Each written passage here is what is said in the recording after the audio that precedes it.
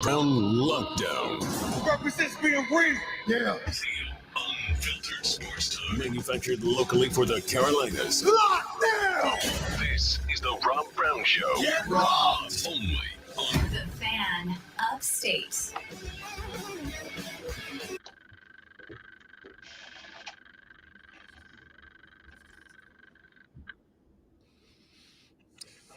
Monday. Ba-da, ba-da-da. Welcome back, ladies and gentlemen. Happy Monday morning. The Rob Brown Show is on your radio. This is the Fan Upstate. How do you do, everybody? I'm shaking. How was your weekend? I hope exceptionally well. And before the text line pops off and anybody asks, the answer is no. Lonzo did not go mullet. We all wondered if there was we didn't hear much from Zoe. We didn't hear about dad cake shopping. We didn't hear about hair cutting, which, by the way, turned out very GQ. Well done. But the listeners asked if I had done enough to talk you into a mullet, Lonzo. Well, the thing is, I mean, I've had the same hairstyle for like 15 years. Did you really think I'm changing it? All I had to do is make sure that I chopped off 5 inches. I mean, people may think that it doesn't look like I got a haircut. I absolutely got a haircut. And my wife is the only instruction she has is don't cut it short enough where it curls up, because it curls up, I look like the bad guy from the first Shrek. And so I have to make sure that does not happen, or as I affectionately call it, a little lad who loves berries and cream. And she does not. She does not like that, and it takes it a while for that to grow out. So it's like constant ponytail. So 5 inches was still it was quite a bit. As far as shoes go, blame the economy. I couldn't afford both, so I'll be getting shoes next check. You couldn't afford shoes and a haircut? No, I could not. It's rough out here in the streets. It is, especially on a radio salary. Rough out here in the streets. The great one is back, ladies and gentlemen. Skrilla and Luke saying good morning to the returning triumphant great one as he has retired. I was on vacation, by the way. Jokes aside, did you have a lovely few days off? For the most part, yes. I lost a couple of days that I usually use for the yard, so I'm a little bit behind because my son couldn't see, so I had to take him around to doctors until they figured out what was wrong with him, and now he can see. So, yeah, he had some sort of fungus in his eye, and he tried to tell the doc, and they thought it was pink eye. It was not pink eye, and it ended up being several different things. But it took him to urgent care, which takes forever.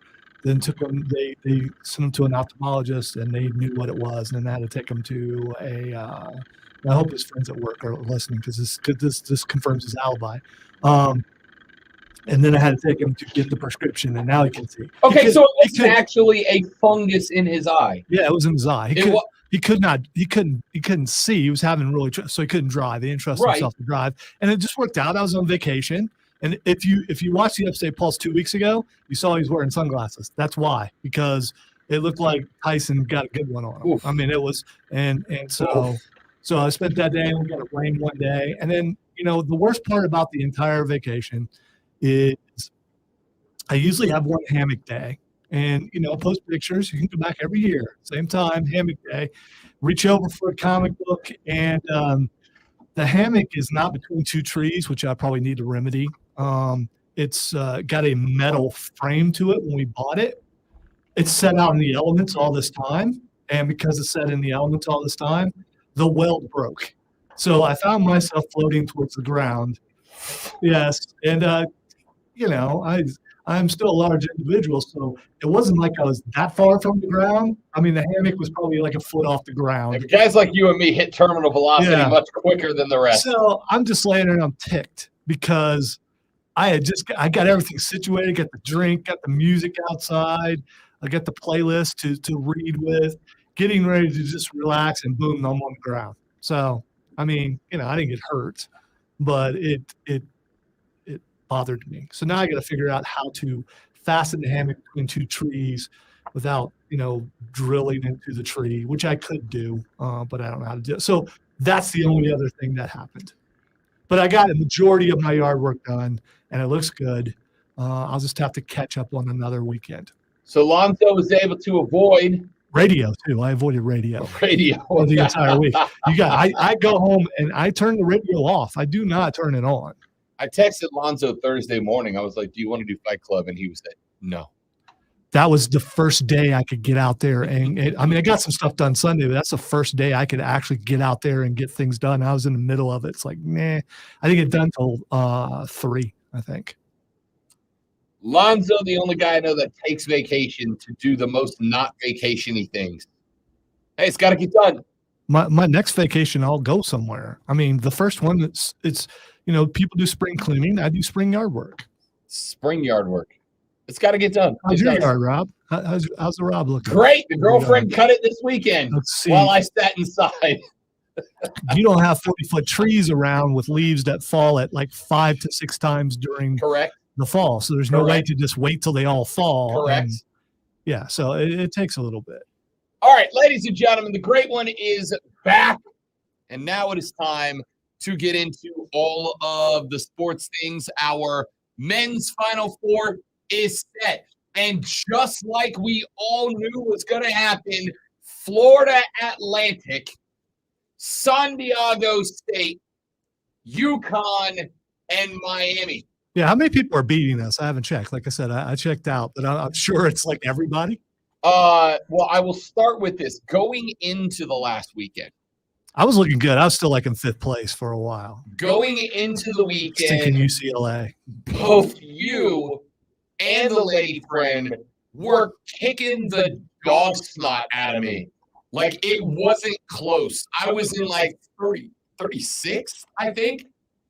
And, oh, by the way, sorry, you and the fiance were both kicking the dog snot out of me at that point. There we go. I counted the one. He didn't even see it, but I did that. Yes.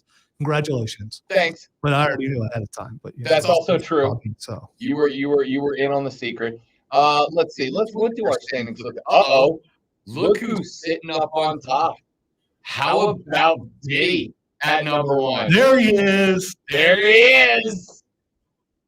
Diddy at number 1 with 67 points. And not only 67 points, but his max points, the highest number he can score, if he was to correctly predict. That was from Diddy. I know it was. He was waiting. Yeah. He was waiting. He is currently sitting at a max potential point cap, Alonzo, of 115.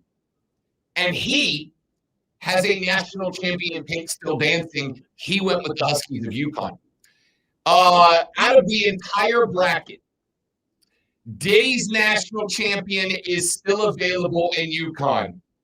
Lonzo, literally no one else has a national champion still dancing.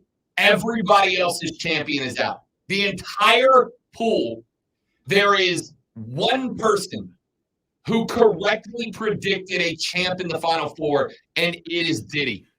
So he could not only win this thing, but if UConn wins the Natty, he could win this thing by double digits over everybody else. So all they have to do is make it to the championship game, and he wins. Pretty much. Yeah, because I'm looking at the max points he can earn. Yep. And it's 115. The next closest one is Roger with 65, and he doesn't. I'm not sure he has anybody. Yeah. So. He's got.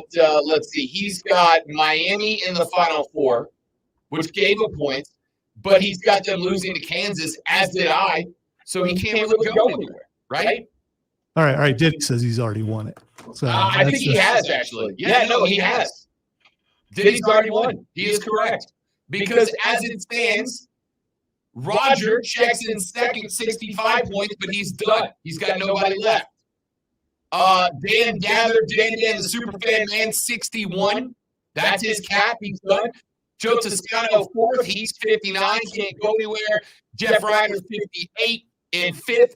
Tim Frisbee, a heck of a showing, but he's done at 57.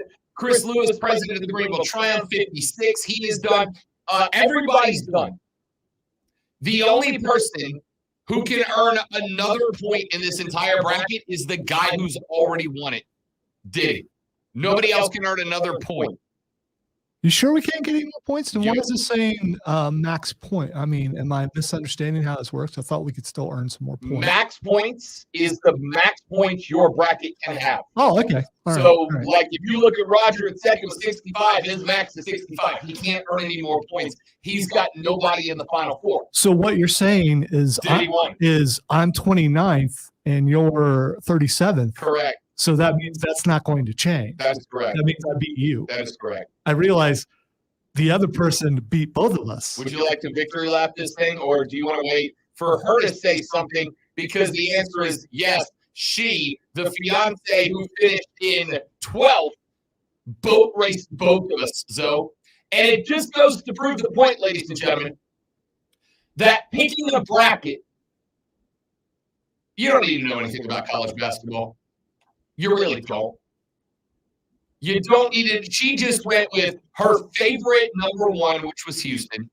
And I probably only know, I mean, I know of the game, but I don't follow the game. So I'm not the I know of the game. Yeah, I so know college basketball exists. what I'm saying is I'm only slightly behind her as far as that goes because this bothers people, but I'm going to say it anyway.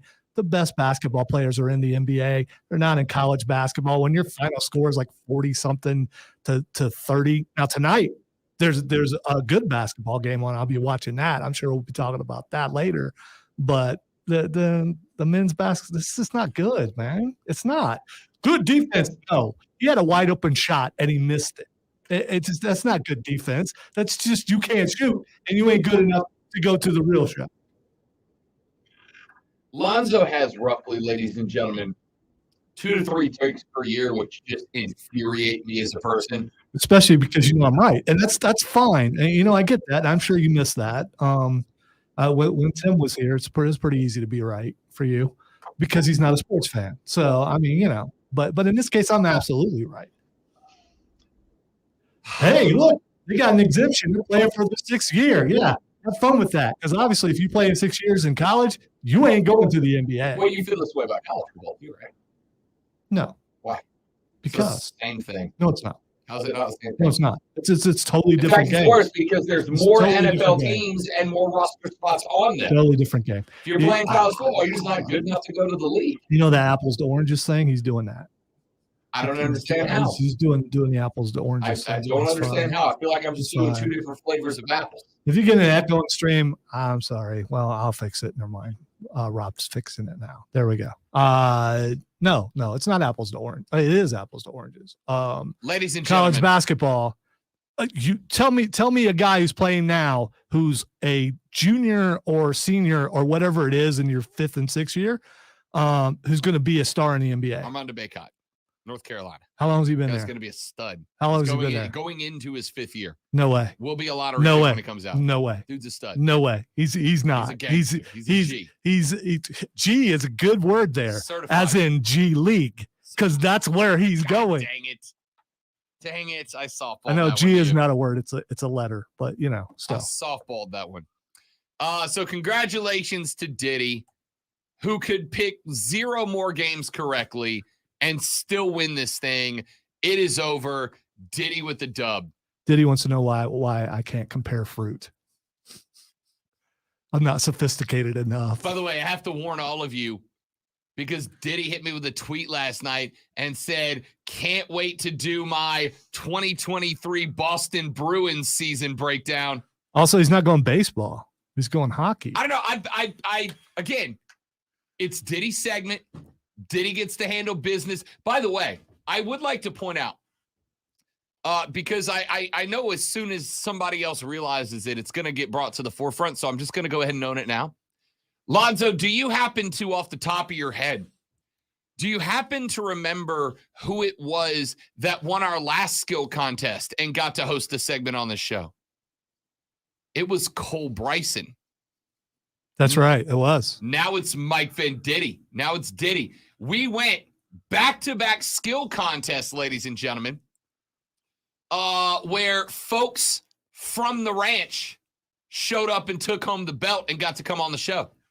Well, Cole doesn't work here anymore, and Diddy still does in a limited capacity. But it just shows you how good those guys are. I mean, if I'm in their shoes, I'm not winning anything. I'll very simply say there's a very good chance you'll be hearing some more Cole Bryson during the high school football season this year. That's up in the air. What I will say is that I got smoked. All right. Here's the thing. Smoked in this Here's the thing. Diddy has skill. Cole, that was just nothing but luck. That's all that was. I mean, don't give Cole that kind of credit. What did he win? I don't even remember what. Exactly. That's how memorable it was. What did he win? That's how memorable it was. It was just luck. Oh, he won the national championship score pick. That's what it was. Right. Which is just a guess. That's all it is. I mean, wow, Cole's the best guesser. Way to go. Way to go, Cole. All right, so the bracket contest has concluded. And the good news for those of you ranked 39th through 45th is that your boy checked in 37th. So you came out okay on this one. You know, I don't even feel bad about this because this tournament was so good. It was so chaotic. So much fun. You can't feel bad about this. There's no one other than Diddy and a couple of people predicted that this would go this way. So, I mean, you know. Yeah. I mean, how well did Vegas do on this? They lost their pants. Did they? I'm just curious about that. The underdogs had their day all tournament long. Even when the favorites won, they didn't cover. Vegas got hammered by this tourney. And I would love to point out that of the 50-ish brackets that got turned in by deadline, I got like 4 emails after the tournament started. Rob, is it too late to turn in a bracket? Yes. Of the 50-ish that got turned in before the tournament started, one of them even had their national champion still dancing. One, Diddy, the only guy whose natty pick went to the final. Unbelievable. All right. Admittedly, I was watching that UCLA game and that Drew Timmy guy. Freaking Timmy, dude. You got beat by Timmy. A dude named Timmy beat you, and then he went out and didn't have such a good game the next time. So, I mean, you know. Drew Timmy's a dude, though. If UCLA was still playing, I'd be number one. You'd have a chance. All right, ladies and gentlemen, busy show lined up for you today. We do have to break down the bracket as it stands. Again, we now know our Final Four. UConn will square up with the Miami Hurricanes on one side. On the other side, the mighty, mighty Owls of FAU stare down the Aztecs of San Diego State University. We will take a look at the Final Four. Elite Eight, South Carolina taking on the Turtles today. Winner of that will head to Dallas for the women's Final Four. That game at 7 o'clock this evening. We'll break down Dawn Staley. And speaking of Dawn, she is the centerpiece of a discussion that I find myself having about once a year. And almost inevitably, the discussion centers around one of my favorite teams. And almost inevitably, it infuriates me. It happened again this weekend. Tell you what it was, because I've got to open by getting the bad vibes out. We'll do it next. Lonzo's back, everybody! The Rob Brown Show's back as well. On a Monday, this is the Fan Upstate.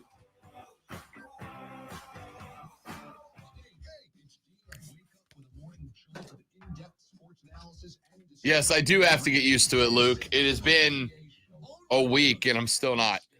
It's just weird to say. All right, I got to grab my notepad out of the office. We'll be right back.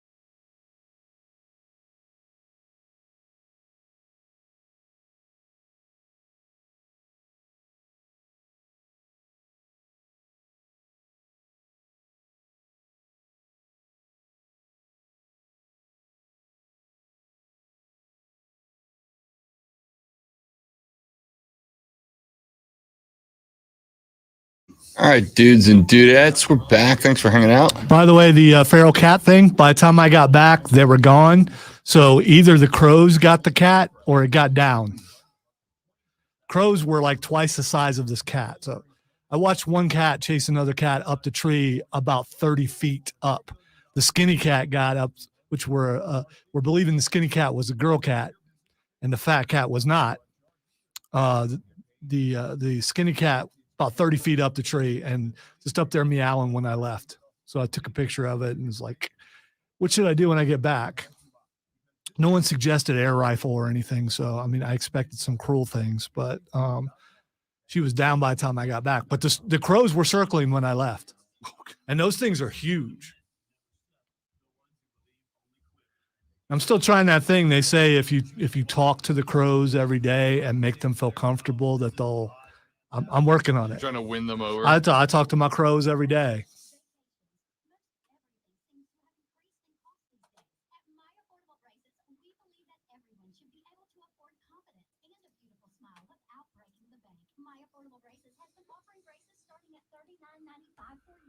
New technology means fewer visits. Save even more with insurance plans like MetLife and Delta Dental. Schedule your free consultation, exam, and x-rays today at a clinic near you. Greenville, Spartanburg, What were you on Fox Carolina for? I'm talking about Josh. Was it Triumph game? Triumph? Yeah. Okay.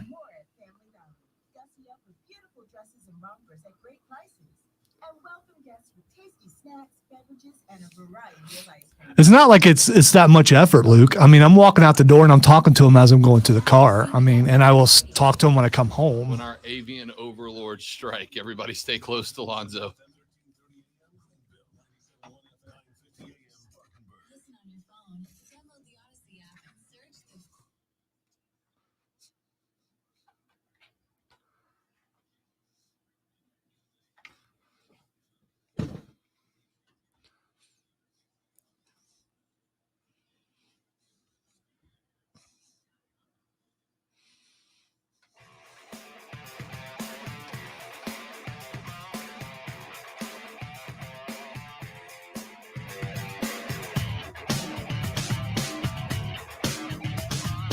The Rob Brown Show on your radio. It is the Fan Upstate. Ladies and gentlemen, let me get something off my chest. Let me clear my throat. I was watching the 4-letter on Friday. By the way, let me train wreck myself for a second here. Caitlin Clark for the Iowa Hawkeyes. Speaking of certified G's, is one. Last night, Lonzo, en route to her 40-point triple-double, the best single-game performance in NCAA women's basketball tournament history. After she knocked down three-pointer like number 11, she turned to the bench, Zoe, and she hit one of these. I don't know what you're doing right now. Because you can't see me, right? I can't. Turned to the TV cameras on the bench and gave them the old John Cena, you can't see me. Spectacular work. Loved it. All right, so I'm watching the 4-letter on Friday. And on the television comes Brian Windhorst. Now, let me just tell you, I don't dislike Windy, all right? I think Windy is probably... He's a little arrogant, man. I think he's more arrogant than Shefty. I think he's got up in his own ego just a little bit. I won't disagree, but I will also tell you, Windhorst nails it a lot of the time, right? Like Windhorst is out front of a lot of stuff. And for a dude whose chief qualification used to be, I went to high school and I wrote a book about LeBron, Windhorst has done a pretty good job of getting himself to be a Shefty caliber NBA insider. I like Windy. And I like Windy, I think, in part because of the fact that dude kind of elevated himself. Dude's got no problem going, hey, I'm good at what I do. Listen to me. And I know how this is going to sound, but it's good to see a a large sturdy fellas. Yes, sturdy being represented on That's TV and not being told, hey, you've got to lose 200 pounds. That's right. Wendy is sturdy like us. Team #sturdy. It's like, I'm so good. Forget your standards. That's right. I will live how I want to live. That's it. And you're still going to ask me what I know. That's right. Love Wendy. Big fan. Except for he kind of peeved me a little bit on Friday because Windhorst did what everybody else does that drives me nuts. And that is every time that a stellar player shows up on a small town team, they cannot wait. They start to salivate over should so-and-so be traded out of small market team X? I turned on the TV Friday and I get Windhorse dropping should Zion be traded out of New Orleans. All right. Why are you still offended about the Zion thing? I love Zion, but has he played enough for you to be offended about him? Would you notice if he was sent somewhere else? The only way you notice is if he gets sent somewhere to a big team and suddenly he's healthy all the time. Which, by the way, if that is the case, like if he, first off, I do not believe, no tinfoil cap for me yet, that Z is faking injuries to not waste his glory days in New Orleans. I don't believe that. Because when the dude has been healthy and played, he's a 22-7-5 guy. 25-7-5 guy. Dude can go. Yes, he has struggled mightily with injuries during his time in New Orleans. But guess who woke up today in 8th place in the NBA West, a half game up on the LA Lakers? And, by the way, a half game back of the 7th seed, meaning they avoid the play-in tournament altogether behind the Minnesota Timberwolves. Oh, and by the way, a single game back of the Golden State Warriors in 6th place. That, of course, would be the New Orleans Pelicans, who have not had Zion Williamson in, 5 weeks? Who is set to be evaluated either the end of this week or the beginning of next week. And hopefully he did get cleared to return to basketball activities last week. So hopefully he's another week, maybe 2, away from being ready to go for the playoffs. How many times has he been cleared this year to come back? Here's my thing. Let's say all those complaints are valid. They are. They're fine. By the way, I like Zion. I wish he would play an entire season. I want to see what that's like. Yeah, me too. Trust me. Me too. But here's my question. What problem does trading him solve?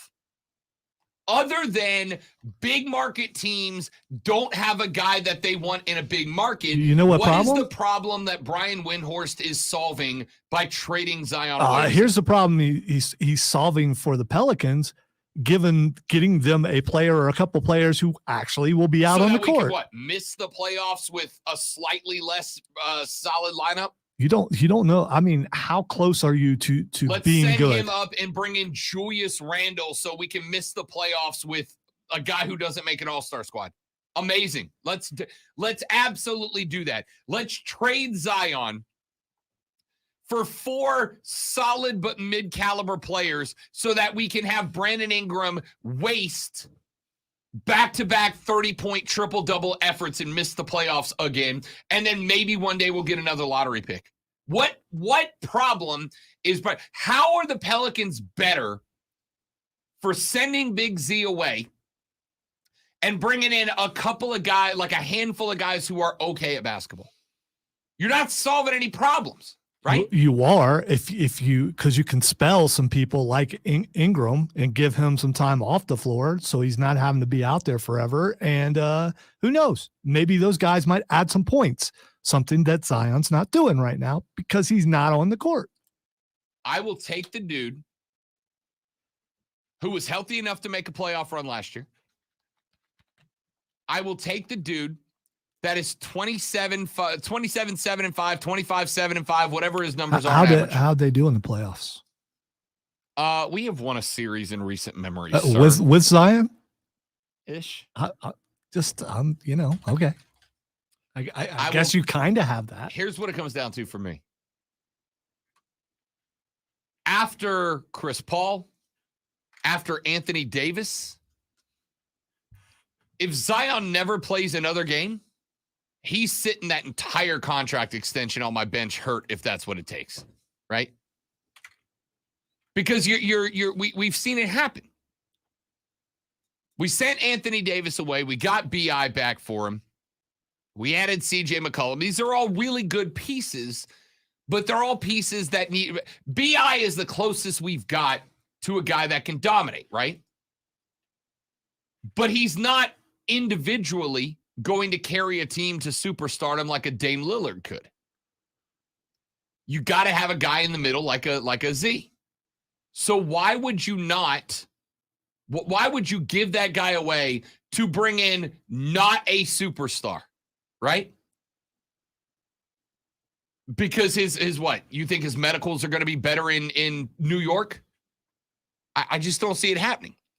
Then, while I'm angry about this because we're doing this same song and dance again, small markets don't deserve nice things, which, by the way, if you're a Hornets fan, should infuriate you as well. You're a small market team.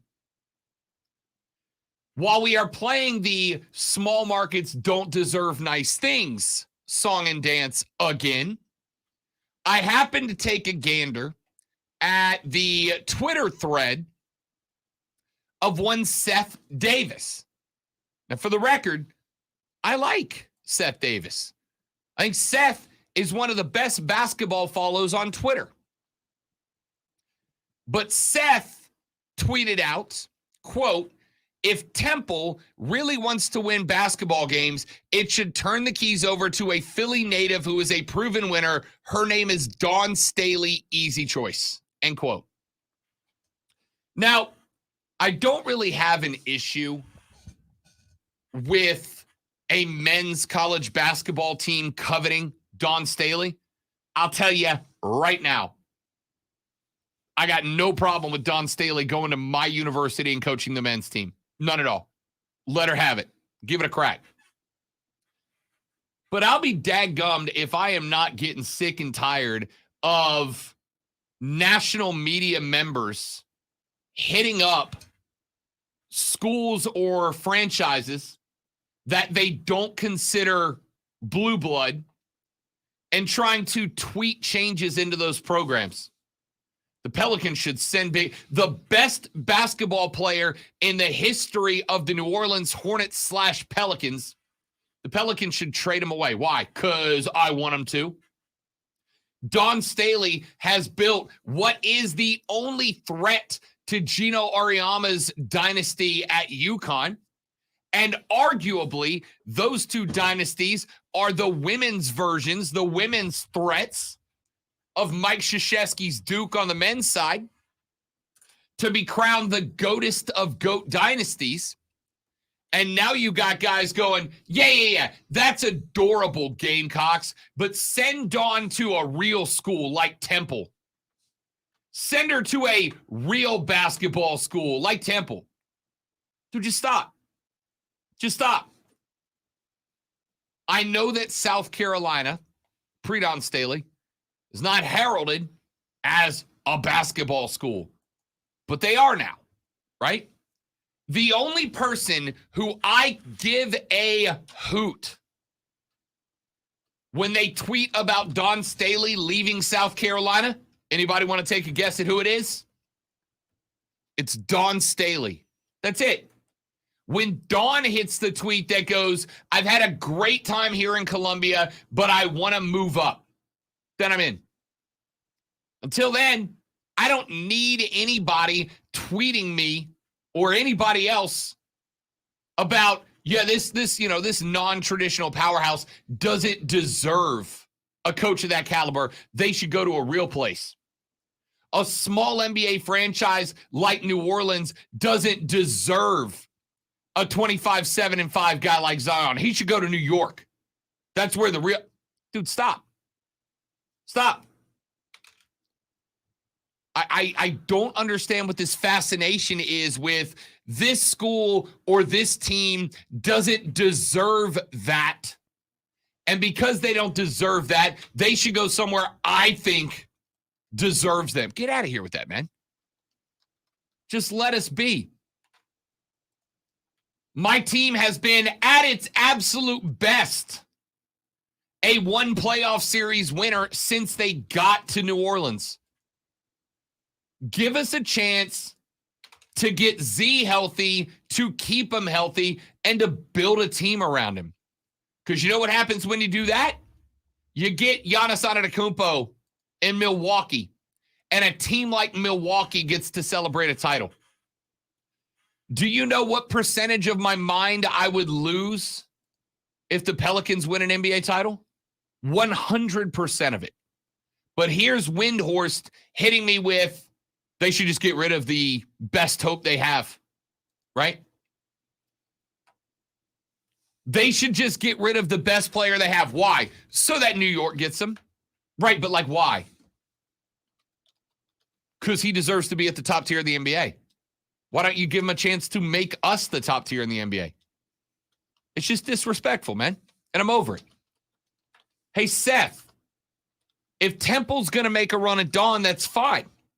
But why do we have to have this attitude of, oh, she's getting wasted by putting together the most dominant display in college basketball since Kay's Grant Hill days, right? Why can you not just look at what Dawn is doing for the Lady Gamecocks and go, my God, we are in a golden age of women's basketball. Haley and Caitlin put on an absolute freaking show last night for Louisville, Iowa. If you did not watch that game between Louisville and Iowa last night, I don't know what to tell you. You got Gino trying to save it at UConn. Iowa's very good. Louisville's very good. South Carolina's next level. The Cavender twins at Miami put them on the map this year. The Pac-12 as a whole in women's basketball is solid.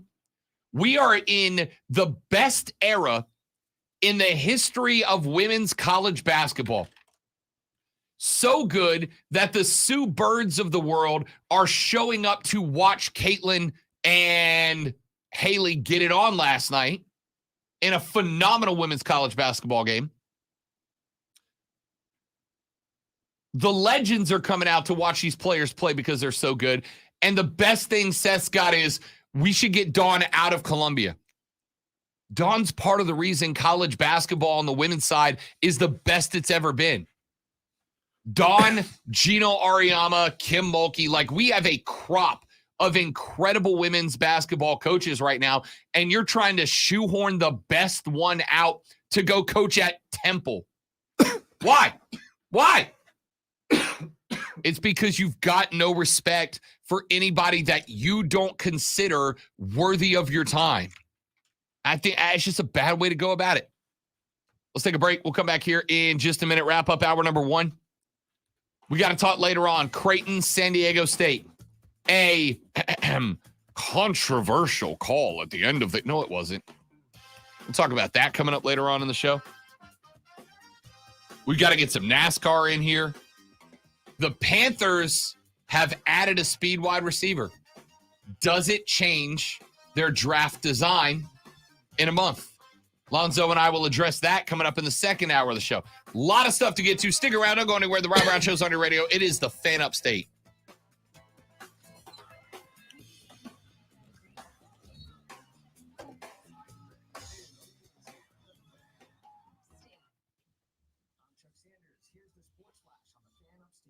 So did you talk about last week about how all the Panthers coaches and Tepper and everybody were dapping up CJ Stroud, especially how they McCown. sent every person with a title to Columbus? Yes.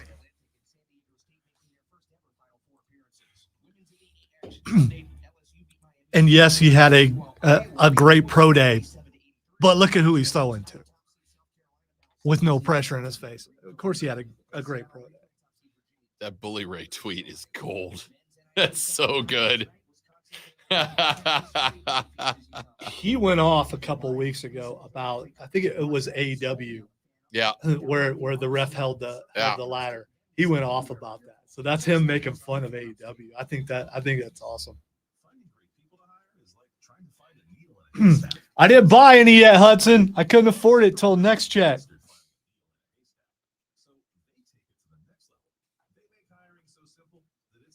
you know what you're going with yet?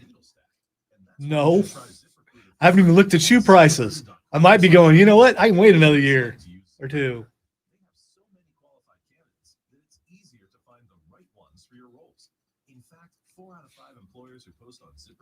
I do appreciate that you're all invested in whatever I choose. Very much. I just, next time I'll just start a GoFundMe before then, and then I'll, have some money to go out there because I'm sure everyone will contribute. That would probably be frowned upon by corporate if I did that, but what if I just consider myself a charity for one day? I mean, I'm a nonprofit. Yeah. It's obvious we don't do this for profit. So, I mean,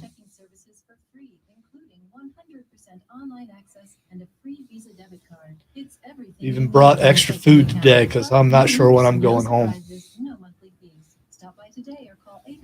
I'm waiting for the deluge of emails to start soon. Here's the new this. Here's the new that. Here's the new. Although, it could have been taken care of while I was gone. I don't think so. By who? Yeah, well.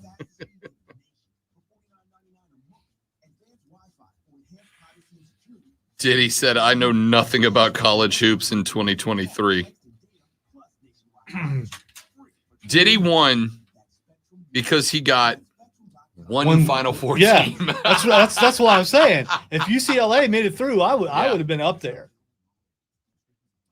Because until they lost, I was still like in fifth place. UCLA would have made it through. If Bama would have made it one more game, I would have skyrocketed up. Basically, anybody inside the top 30 would have gotten one more game correct. They'd have won, or at least been in contention. It would have made it more interesting anyway. But no, to the victor goes the spoils.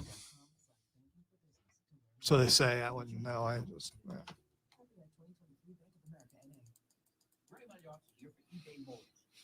spent all weekend playing the Diablo 4 beta. I saw you.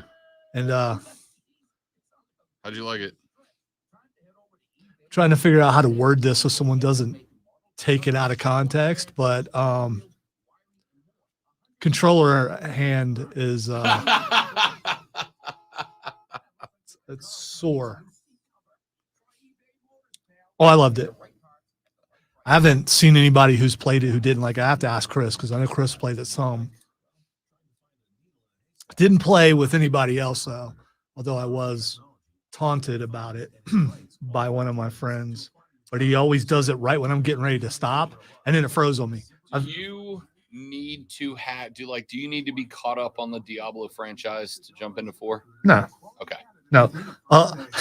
Trust me, the cutscenes alone will make you go, oh, that is so wrong. The opening cutscene is rough.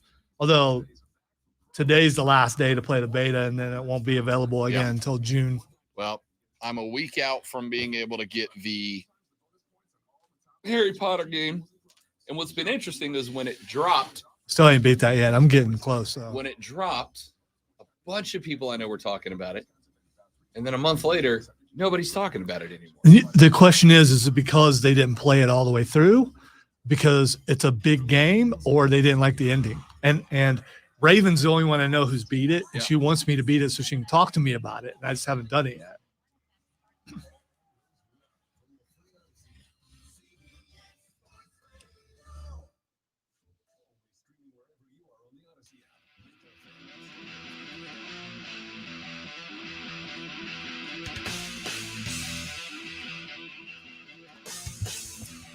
Ladies and gentlemen, I must wish you the happiest of Major League Baseball opening weeks.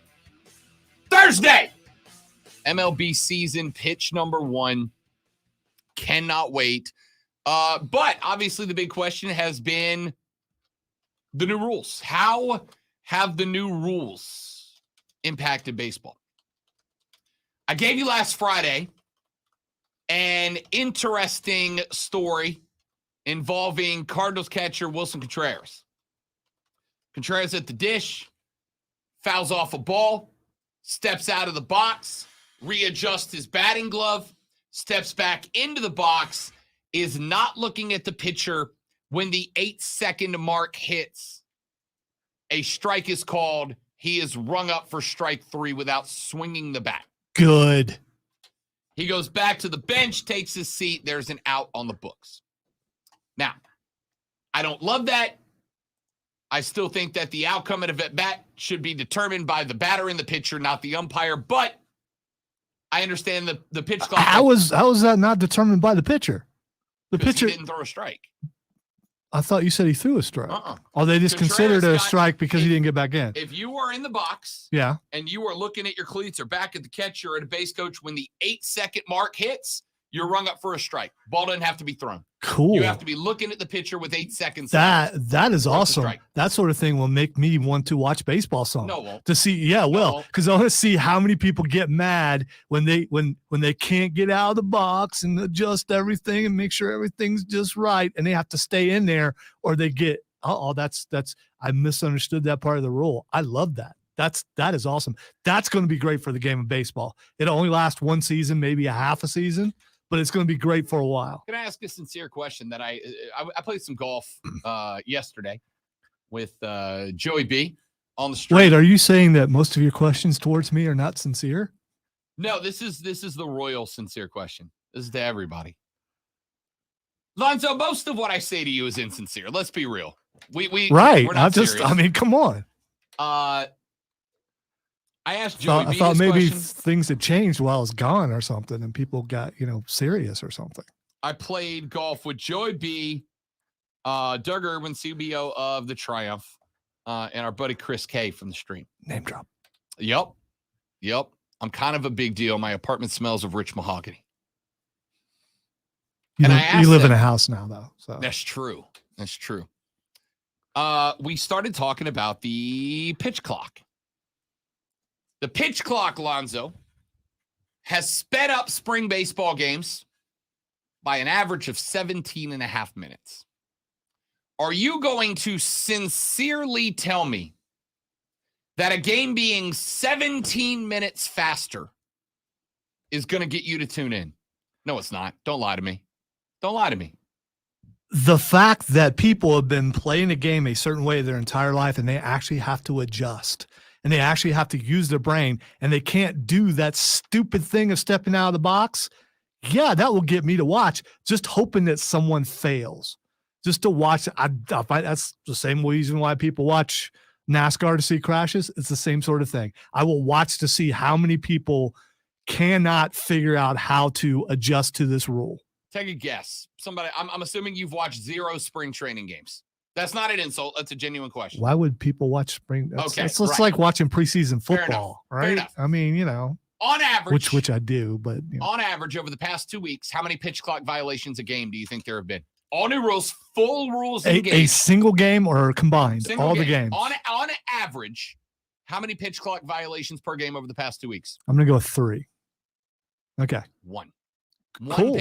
So you're telling me that the games have gone from 2 hours and 30 minutes to roughly 2 hours and 13 minutes with one pitch clock violation per game. And that's going to be enough that Zoe's going to sit in front of the TV on Thursday and watch opening day baseball. For a little bit, yeah. For a little bit, just hoping. Just a fact. And I will say, I'm going to throw softball in here because my daughter played for like 12 years. The thing that made me the most angry about it was the girls who had to step outside the box and make all the adjustments, the same thing that the baseball players do. It's so annoying to the point where that's the thing that I hate most about that game is them stepping out of the box. You got in there, stay in there. All them adjustments you're making, I know it's a head game between you and the pitcher and all that stuff. Well, you can't do it anymore. Actually stay in there and do your job and try to hit the ball. Can you see this TV by chance? No, I can't. Okay. ESPN's doing their top 5 NFL winners and losers of the offseason, right? and they put up the 5 and they shadow out the picture so you can't see who it is until they reveal it, right? I really want to turn this for you. Can you take a guess at who number 4 is? They literally have so they have like 4 silhouettes. Yeah, as soon as you tell me to look, then they take it off the screen. Yeah. Wait till it comes back up here in a second. We're getting a look at sure guy quarterback Derek Carr right now, who is about to just light the NFL on fire. Can you tell me who the second team from the right is? Can you guess who that winner is? No, I can't see it well enough. It's just the grade Bears C outline. Is it? Okay. All right. It is grayed out the C. Like, I wonder who that is. All right, let's take a break. That is an hour in the books. Coming up in the next segment of the show. Speaking of winners and losers of the offseason, Carolina rounded out their free agency class by adding a speedster outside receiver to the roster. So, how does this impact the Panthers' draft approach? I'll tell you. We'll see if Lonzo agrees when we come back. I am Rob. He is the great one. You are listening to the Rob Brown Show right here on the Fan Upstate.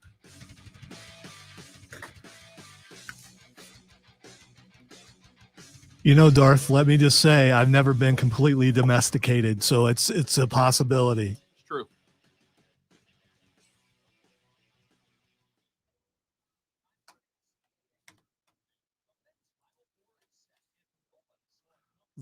Nobody saw it coming. For the record, literally nobody saw it coming. There were zero brackets and here's how I can feel statistically confident in that. ESPN had 27 million brackets submitted. You know what percentage of them had FAU in the Final Four? 0.03%. Really? So somebody did it? Okay. You know there's some FAU fans that pick themselves, right? Of course. Well, yeah. It's kind of like the Furman fans who picked Furman to upset Virginia and then bragged about how smart they were. Like, nobody saw that coming. It doesn't mean it wasn't going to happen. Because it did. But, yeah, I see what you're saying. You're going to pick your own team for sure.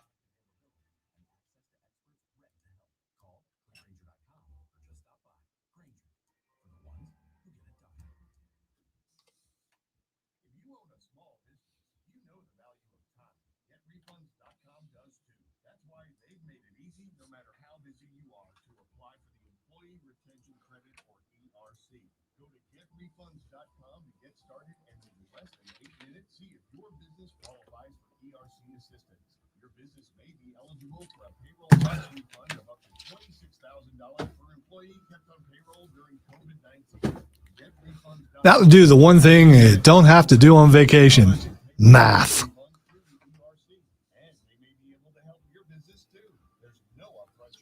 Unless you're into like math games or something, which is weird.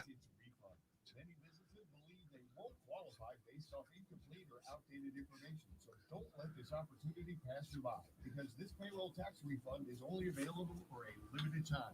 Go to getrefunds.com. That's getrefunds.com.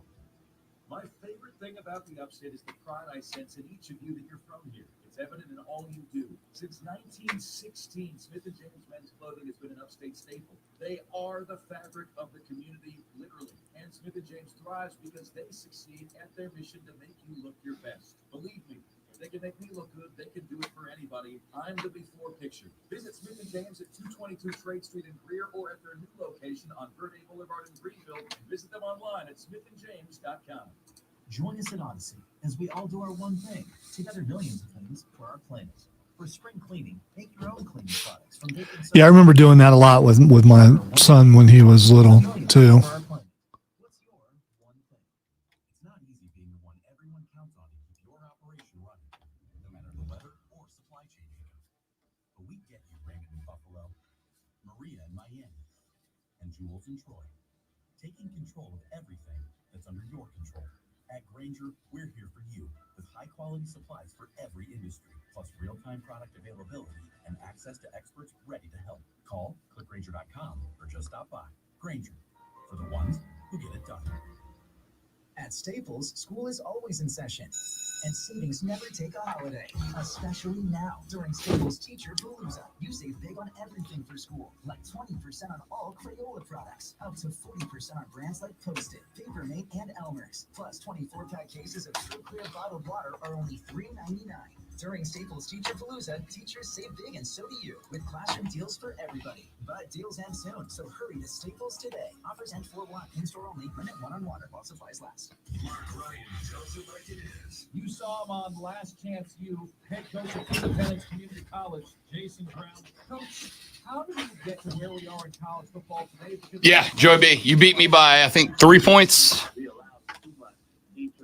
I will say this, on average, the brackets in our competition are pretty good compared to the rest.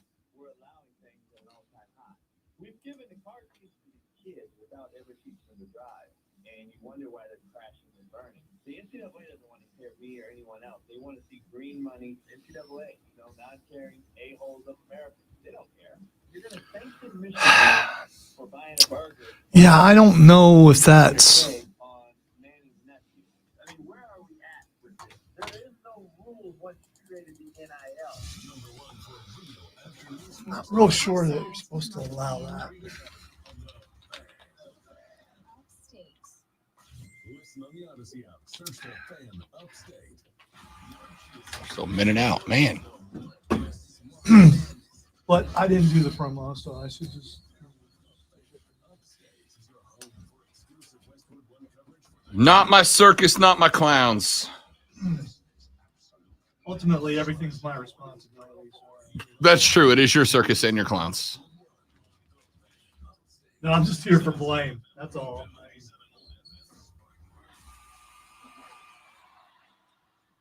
When it comes to the best sports talk anywhere, so rolling, man. Listen to the Fan Upstate on Odyssey. No matter where you are, in the car, at home, at work. Download the free Odyssey app on your phone. Search the Fan Upstate. One bad thing about that whole thing was with Diablo, both Fridays that it was available. Yeah.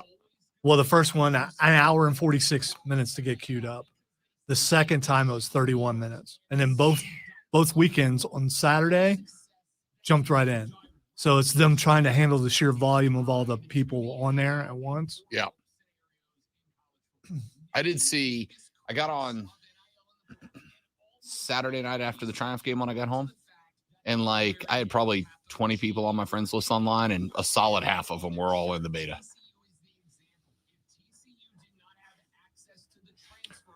It was definitely fun. And there are some character classes not as good as others. Yeah. And I picked the first two that are difficult. Melee is rough. Is it? Yeah, but level cap for the beta is 25, and there's some places you can't go. So for the Druid and the Barbarian, there are class things that you can go to that will fix your character, but you can't get to them in the beta. So you have Gables on Pelham in the first break. Perfect.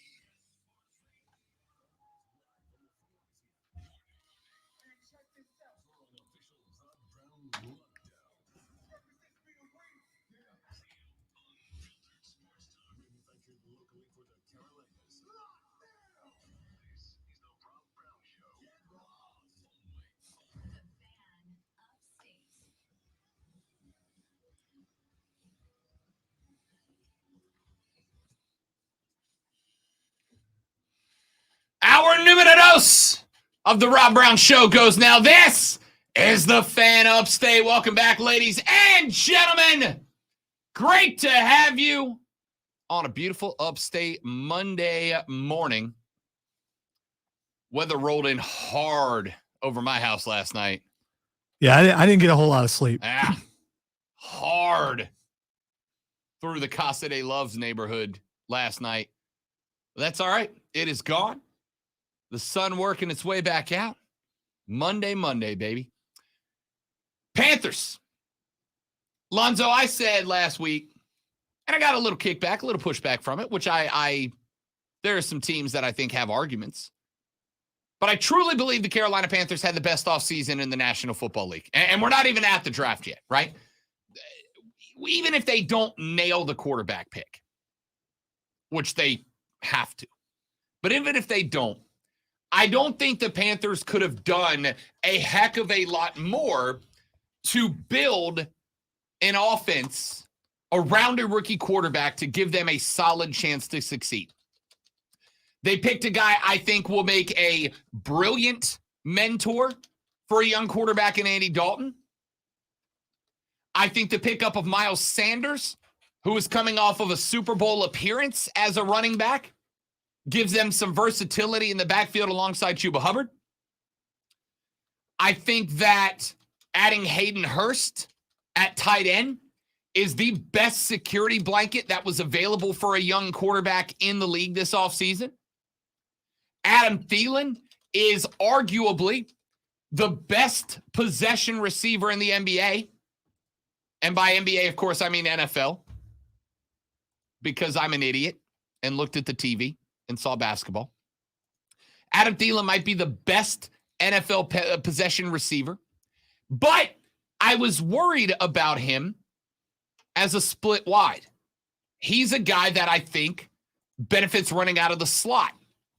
You don't draw the best defender when you're running out of the slot. So they needed speed on the outside. And we had talked about the possibility of grabbing Smith and Jigba out of Ohio State. I didn't think he was going to fall to 39. I thought the possibility was there for Carolina to trade up to 30 and potentially get him if he falls a little further. Maybe getting the kid out of Georgia, the speed receiver for the Dogs.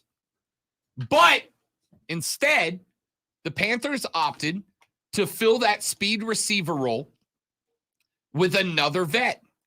They go DJ Chark, do. DJ Chark, now a Carolina Panther. He was in Detroit last year, spent some time down in Jacksonville before that, where I saw him play in person a couple of years back when I lived in the armpit of America, Jacksonville, Florida, the worst city in the country. And the dude can go, right? The dude can go. He's got speed on the outside. Now, he is not a top-tier wide receiver. He's very good. I'd say he's a B, maybe B-plus wide receiver. But when you pair him with an Adam Thielen and a TMJ, you now have 3 levels of route running. You've got TMJ, big, tall guy you can throw the short routes to, alongside Hayden Hurst. You got Adam Thielen, who is that middle of the field, middle range wide receiver, who can find the gap in coverage and sit in it, and you allow DJ Chark on the outside to get down the field and stretch a defense vertically. I love the pickup, not just because of the versatility it adds to the offense, but because now when the second pick comes up at 39 and the Cats are on the board, they can now focus on defense. We know they're switching to a 3-4 hybrid. That is to say, I didn't know if the majority of plays defensively are going to be run out of a 3-4. You are going to see some 4-3. You're going to see primarily 3-4, though you'll occasionally see some 3-3 with the extra dime defender in the backfield. A lot of options defensively, but we know that the biggest needs now, in my opinion, with the addition of DJ Chark, is edge rusher and outside linebacker. Now, you allow Brian Burns or Shaq Thompson to kick out, play an outside backer in a 3-4, gives them a little bit more ability to use the range that they possess as defensive players to get laterally and shut down offenses that try to play out wide, as offenses in the NFC South, I think, will do this year. I love the setup. I love the versatility. And I love that Carolina can now work on the outside. In fact, as I'm saying that, a text come in that says, Rob, when are the Panthers going to fix that 19th rated team defense and 25th ranked sacked ranking? Are they all gas, no brakes? And the answer was, it was going to have to wait till later in the draft because you needed a vertical wide receiver. You now have it in DJ Chark. a guy that can get you 600 to 800 yards of vertical offense over the course of the season, maybe more, paired up with an Adam Thielen. I think he's a 1,000-yard threat for the Panthers this year. And it opens up number 39 or a trade up to get the best defender available. Now, it's not going to be a Will Anderson. I will say the Thielen thing, I was very happy about that. I'm also happy about DJ coming in, but Thielen takes up that one thing, one of the major things you lost when Christian McCaffrey left, as far as those receiving yards, because I don't think the Panthers were able to find those that they got from Christian McCaffrey. And you forgot to mention the running back that the Panthers picked up, Miles Sanders. I mean, which I'm looking forward to see what this kind of team building. It's Tom Brady-esque on offense.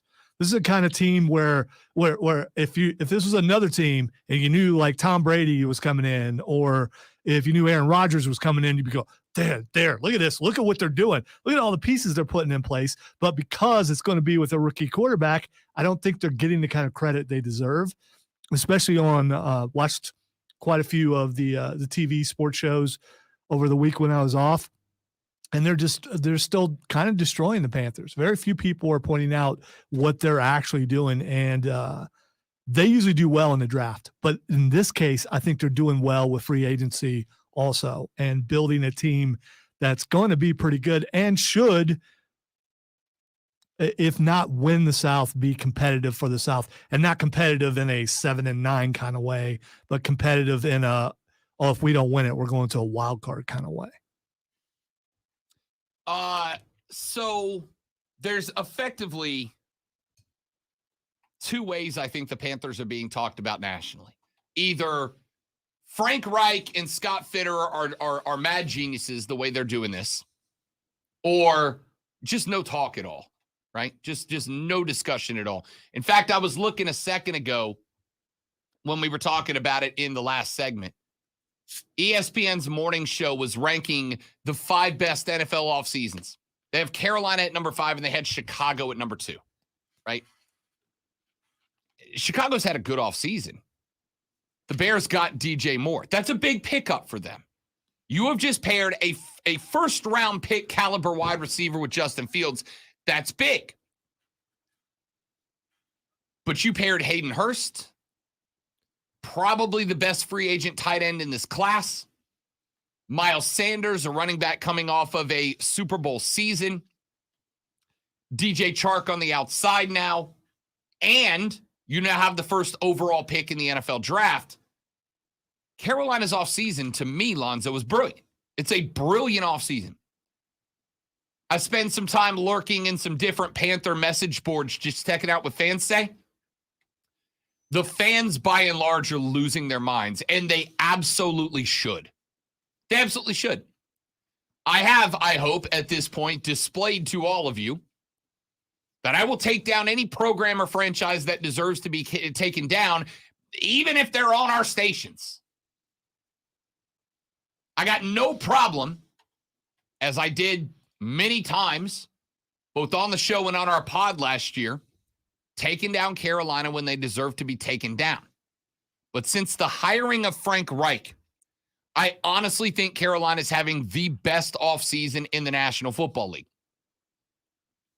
I explain why Chark is a big pickup. It is a bigger pickup paired with Adam Thielen. It is a bigger pickup paired with Adam Thielen and Hayden Hurst and Miles Sanders. Now you just got to get the quarterback pick right. And if you asked me to put somebody in charge, that was available. To put somebody in charge of getting the quarterback pick correct, I don't know that you could have done much better than Frank Reich. You know, and there's something else that you need to keep in mind is if for some reason, whoever they pick number 1, I think we know it's going to be CJ Stroud, but let's say he's not ready for the first few games, you've got Andy Dalton behind that offensive line with all those weapons, where he does not have to be perfect and he doesn't have to win a game for you at all. He just has to complete a few passes. I mean, do you think that that CJ Stroud or Bryce Young, whichever one it is, will be starting game 1?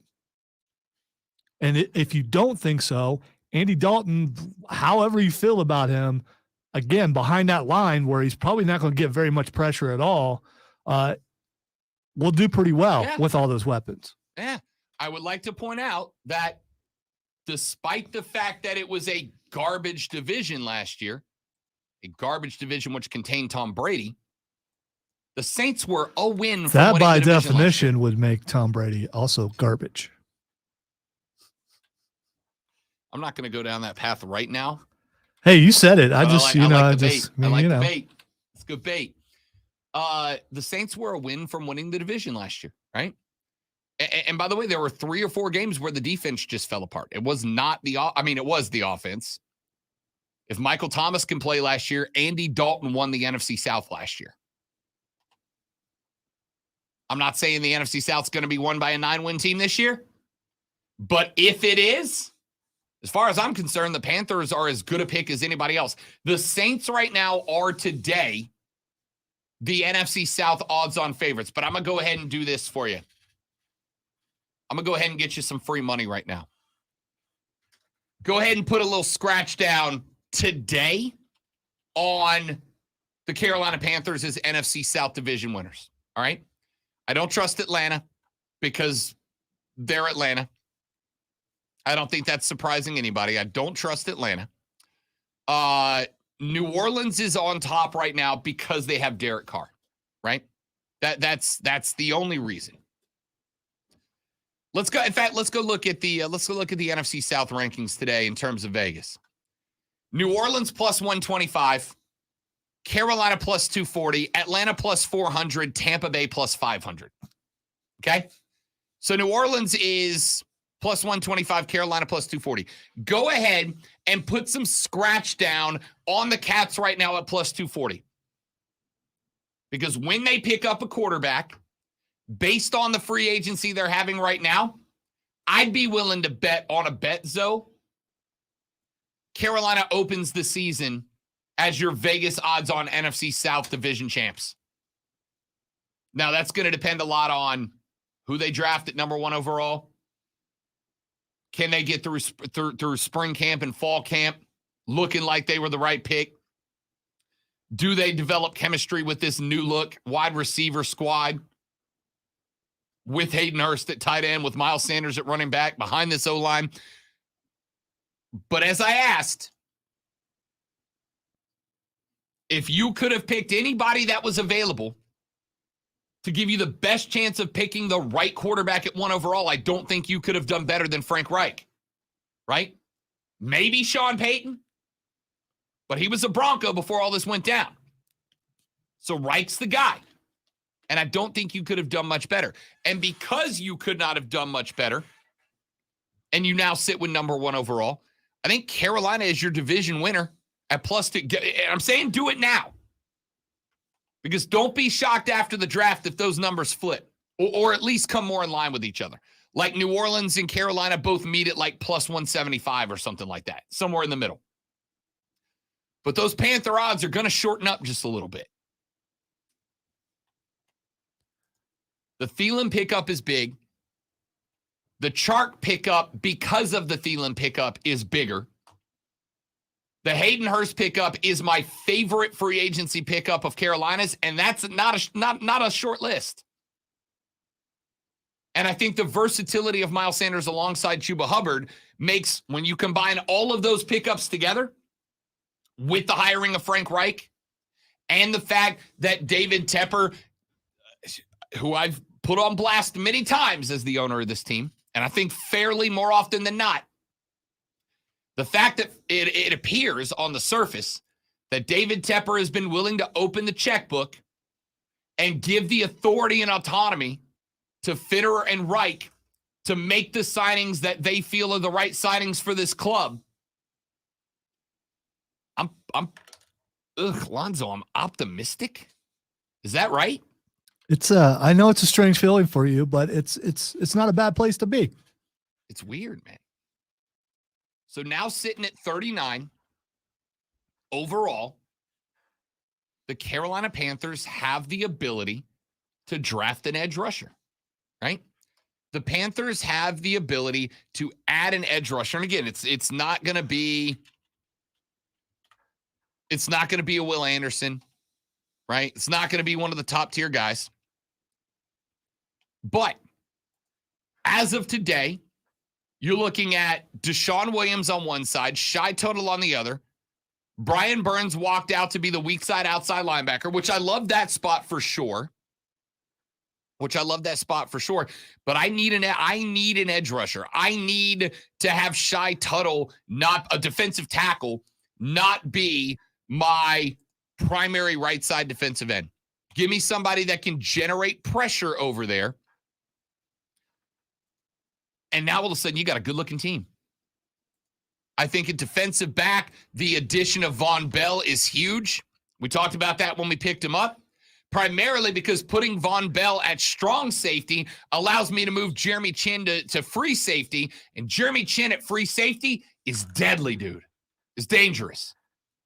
That guy's ability to be anywhere on the field and make a play is as good as any free safety in the NFL. Dante Jackson, J.C. Horn on the outside. Frankie Louvu is the right side or the strong side outside linebacker. The second and third lines of this defense can be very good. The reason and this texter was exactly right. The reason that these numbers look as bad as they look for the defensive backfield was because you weren't generating a ton of pass rush at the end of the season. You could not send Louvu. You could not send Burns. You had to let these guys play at the line of scrimmage in order to mitigate passes because you just weren't generating pressure. Now, you added edge rusher at 39 overall because you do not have to draft a receiver like I thought you would 3 days ago. Now I can turn Jeremy Chin loose.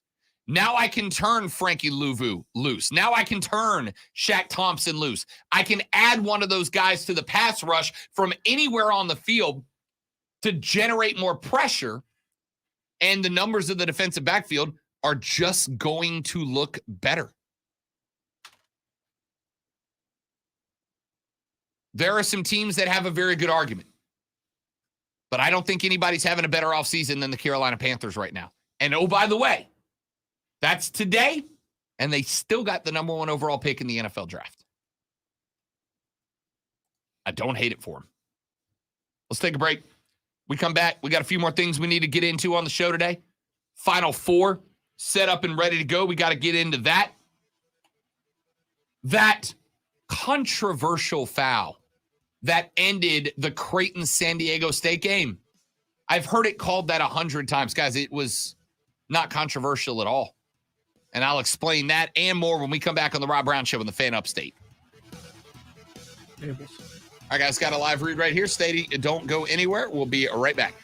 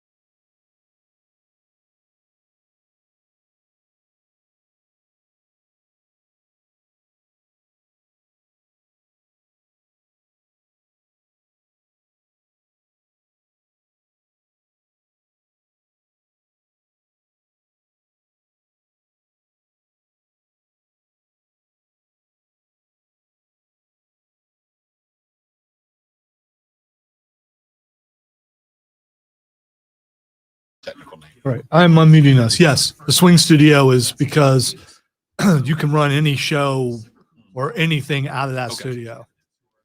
And it's kind of like a showcase because of all the glass and Yeah. everything. So back when people were allowed in the building, Yeah. you can see someone in there actually doing something, which is kind of cool.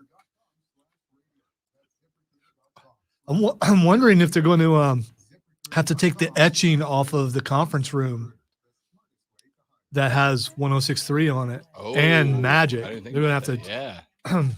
So those are little things I don't think you think about. I noticed them when I went down to get the ranch ice cream 2 weeks ago. By the way, it was so gross. It was ranch ice cream. I asked him about it. I need to ask you. I got to get you to talk about it. Oh, it's so bad. There was no one who could even fake like they liked it. You usually get that one guy who's going to like, yeah, I'm going to act like I like it. Nobody was like, the moment I pulled the plastic part off, you could smell it in the room.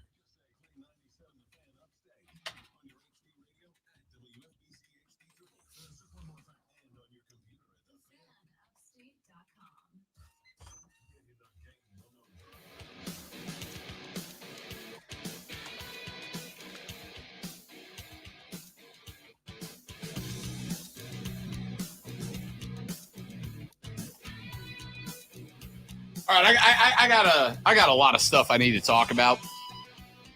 But before I do any of that, I have to ask the great one. Ladies and gentlemen, if you are not active listeners of the Upstate Pulse, which airs every Saturday from 7 to 9 on our sister station, WORD, you need to be, because if you like this show, you're going to love that show. It's like this show if you took all of those pesky sports out of the way and just did the nerd pop culture stuff that we love so much to do, which is why I'm a big fan of not only sitting in on that show, but also performing on Ray D and Dio, as we do once a month or so. But more importantly than all of that, the guys on the Upstate Pulse frequently run taste test of, shall we say, exotic foods. And Lonzo's most recent endeavor into the world of exotic foods was what, great one? Ranch ice cream. Ranch flavored ice cream. And I have two questions for you, Lonzo. The first is, how was it? And the second one was, why? Well, first of all, I will say it's not the worst thing we've taste tested. And you automatically would think, well, that's got to be the worst. Vomit-inducing cheese? Oh no, well, that was just me personally. Okay, that was my worst. But our worst collectively was the Lucky Charms milkshake from Burger King, I believe it was. Yeah, and it was bad. Yeah, it was not good. It was just, you would think, oh, it's going to taste like the milk that's left over after it's indescribable how bad it was. Really? Yeah, it was pretty bad. We've also tried like the Impossible. Thank you for falling on that sword for me. We've tried the Impossible Whopper. We tried Cheetos chicken from KFC. We will try, if there are like trends, there was a trend of putting cheese on chocolate on crackers. We tried that. So I saw ranch ice cream was coming out. And I'm like, a few months ago, cheeseburger ice cream was coming out. And I couldn't find, no, it was macaroni and cheese. Macaroni and cheese ice cream was coming out. I couldn't find any of that. And I just happened to be in the frozen aisle at Walmart, and I looked over and I saw Hidden Valley Ranch. I'm like, no, they have it. And they had it. And you know how they're sealed and you pull like the little plastic thing off the top? Immediately smelled like ranch dressing. It shouldn't be from ice cream. It absolutely should not be. And everyone's just kind of like, no. And it's one of those things. I don't say, hey, you're on the show, you have to do this. I always tell them, you don't want to do it, that's fine. Our sponsor was on the show and he said, nope. Which I respect. But it was really bad. It's number 2 on the list collectively as far as the worst thing we've ever tried. And the sad part was back at shopping like a couple of days later, there were 4. They're all gone. So that means somebody else made that mistake. Or the grocery store was like, let's not subject anybody to this. We would rather lose money than face a liability lawsuit for somebody who takes a spoonful of this crap. They could have been and ends watching, up spewing their guts everywhere. Yeah, they could have been watching the show too, Yeah, or listening 100%. to the show. It's a possibility. We're big in that community, so I mean, it's possible they went, oh, we gotta get that off the shelf. But but by the way, if you want some. I don't know if Tim told you about our experiment. You know how people will eat anything in the company refrigerator? It's still down there in the freezer if you want some. I'm just saying. I'm gonna see if a month from now, if any of it's gone from it, or if it's First gone. off, Period. it's absolutely not going to be, because most people in this building, I think, are like you and I, in that we don't do, okay, I do dumb things a lot, but the majority of the dumb things that we do, like eating ranch flavored ice cream, it's right there in the word. It's not like surprise flavored ice cream. Oh, it's ranch, gross. You know what you're doing. We do dumb things for content because the name of the game is content, right? It just is.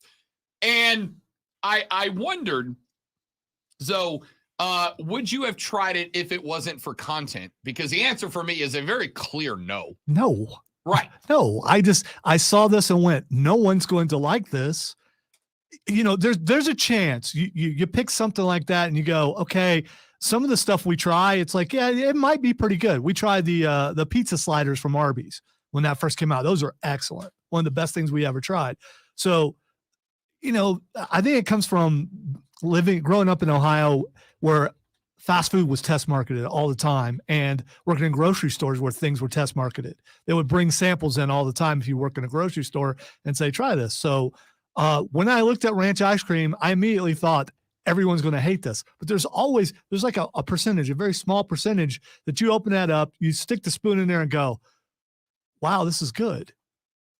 I mean, there's that possibility that it did not happen, but but it could have. It could have. So here's the question that I had. I would never. Let me start with I would never.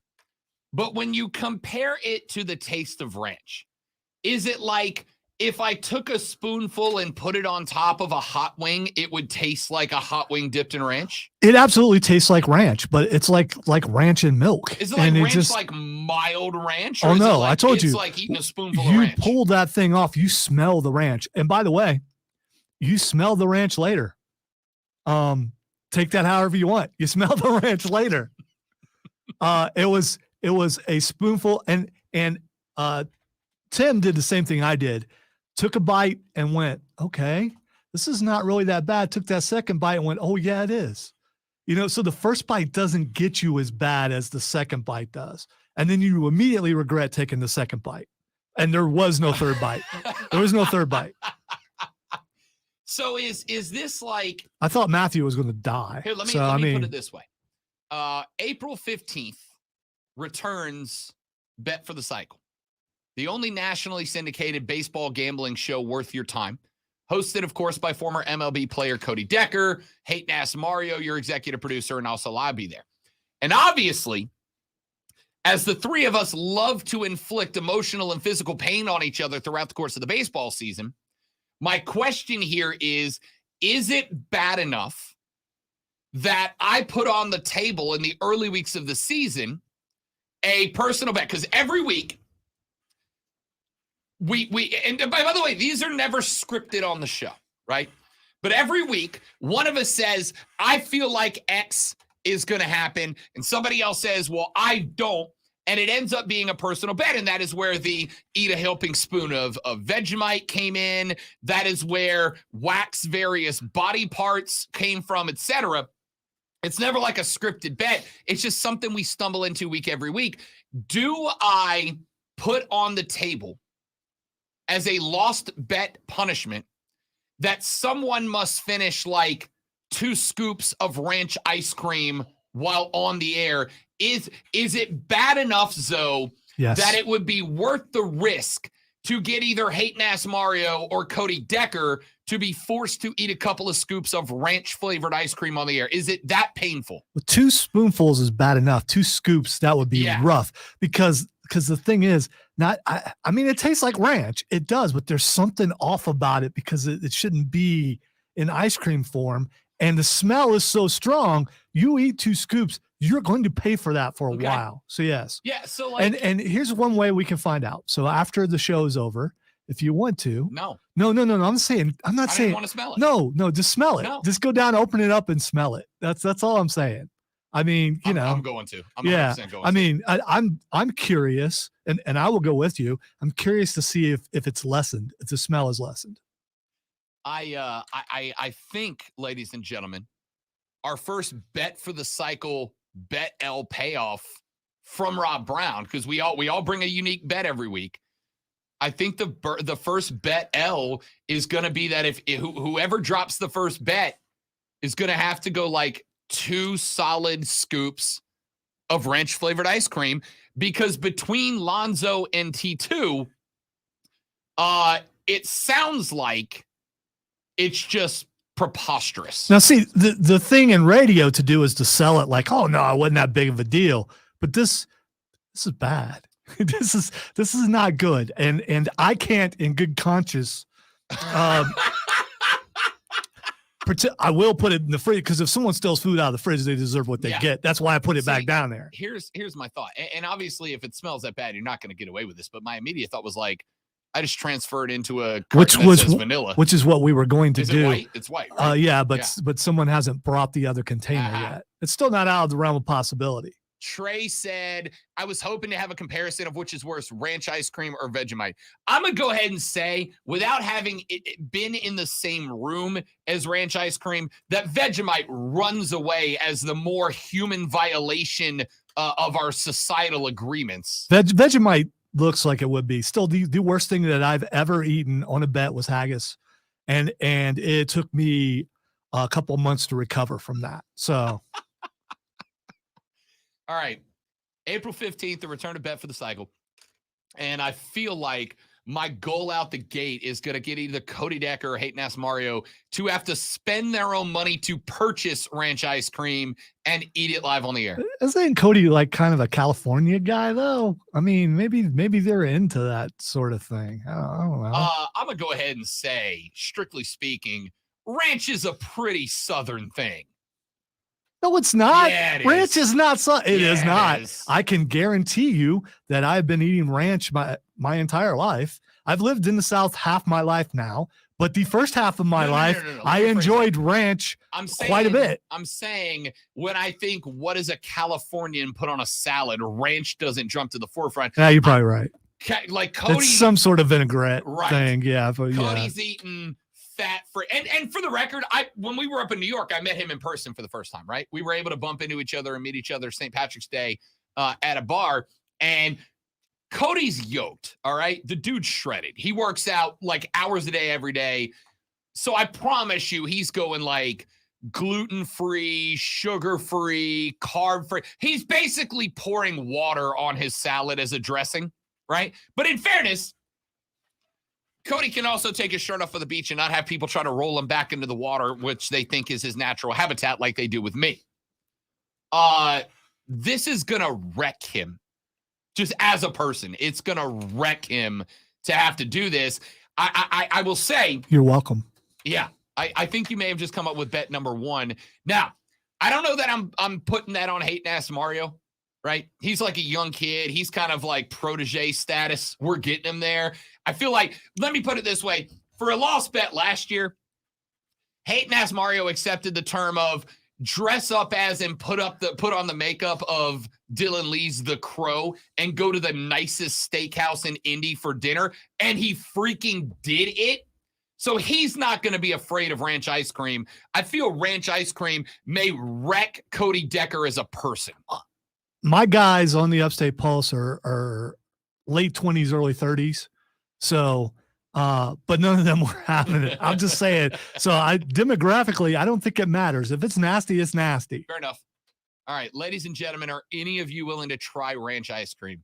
My thought on the way to cheat out of that bet is I'm going to order a big thing of buffalo wings and just scoop ranch ice cream on the buffalo wings to get it down. See, we thought about that too, about maybe just bringing in chips, Yeah, and just dipping it in there or something. But I don't know. It's not gonna to the point where afterwards I was hitting the snack stash and bringing in. First, I had to make sure no one had a peanut allergy. You got to ask that sort of thing. And we were eating peanuts and anything we could find in the building.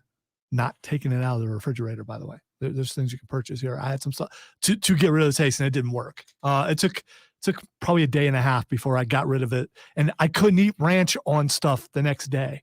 Just the thought of it just grossed me out. So that's what I'm afraid of. It's just going to ruin ranch. No, just a day. Because I'm a day. I'm team ranch for buffalo wings, right? I'm team ranch on a salad. You might I'll have dip my fries in ranch. You might have a higher tolerance than I and the nerds that I work with over there. I mean, everybody's got some sort of allergy or something. So, I mean, it's fair enough. I'm going to tell you, I went yesterday. I went downtown. In fact, the lead guitarist from my band was in town for the day. So we went downtown, had some hot wings, and I am paying the price for it this morning. So I'm a little afraid to even smell the ranch ice cream today. But Trey said, film it, make it YouTube content, and now obviously I have to do that. I'm not going to eat it because I'm saving it for bet for the cycle. I'm terrified. Listen, radio is just fraternity on air. That's all it is. That's fair. So, I mean, and you and I both were in fraternities. You were in a national one. I was in a local one, but it's still fraternity. I mean. Yeah, and eating ranch ice cream is hazing. All right. Without a doubt. Unequivocally hazing. Let's take a break. We'll come back. We'll wrap up hour number 2. Got plenty more sports stuff that we need to get into over the next, hour and 10 minutes. Rob Lonzo and you. It is the Rob Brown Show. It's the Fan Upstate.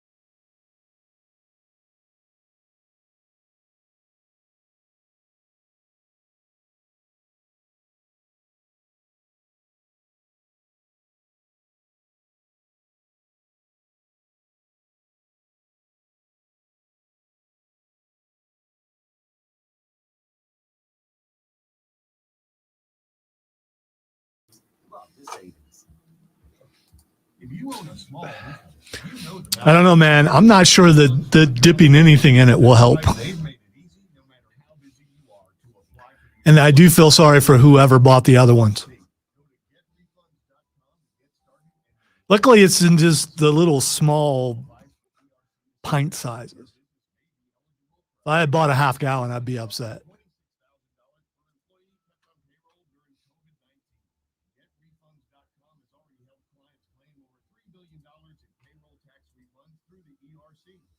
But I didn't have the after effects that I've had from some of the other stuff we've tried. Luckily.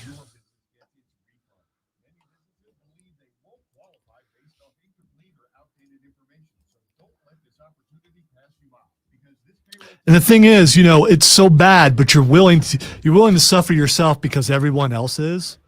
And that just, it makes it more fun. And the difference in what Rob's doing, he has to lose. Yeah. I mean, But they it have to also means lose. You have to do whatever you do by yourself. There's no Yeah, suffering yeah. with somebody else. It is amazing the stuff I have done in my radio career because somebody else was doing it too, so I wasn't suffering alone. Like me and Hating Ass Mario eating Vegemite together made it somehow worse, but better. Well, especially if you go first and you know how bad it is, then you get to watch the other person and know that it's really going to affect them too. And collective suffering is it's togetherness. It is.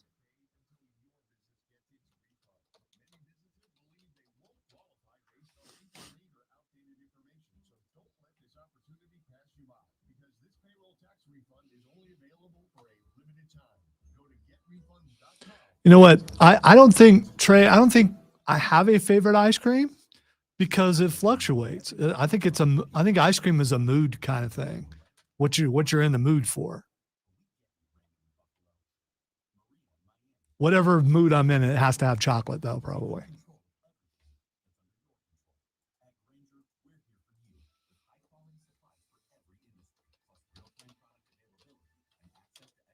The worst part about the ranch ice cream thing is someone said, you know what? Let's make ranch ice cream. And someone at that company said, let's do it. I got to think it's a gimmick, And, right? and then they had to test it. Yeah, I got to think it's a gimmick. They had to test it. And nope, that's not ranchy enough. I mean, so someone, ranchy. yeah. I mean, someone had to. I still think the macaroni and cheese ice cream might have been good. Do you think when they nailed it, some exec looked at the other exec and was like, we found the hidden valley? Yeah, when finally vomiting happened, there it is. We got it. We're ready to go. Package that. Well, if I recall, I think it's Hidden Valley Ranch too, so they put their name on it.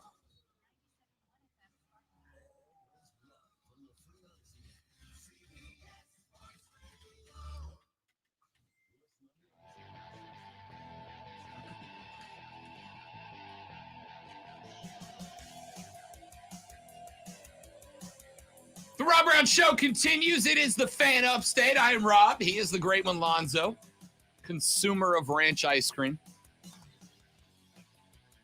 Let's get a couple of stories in here real quick.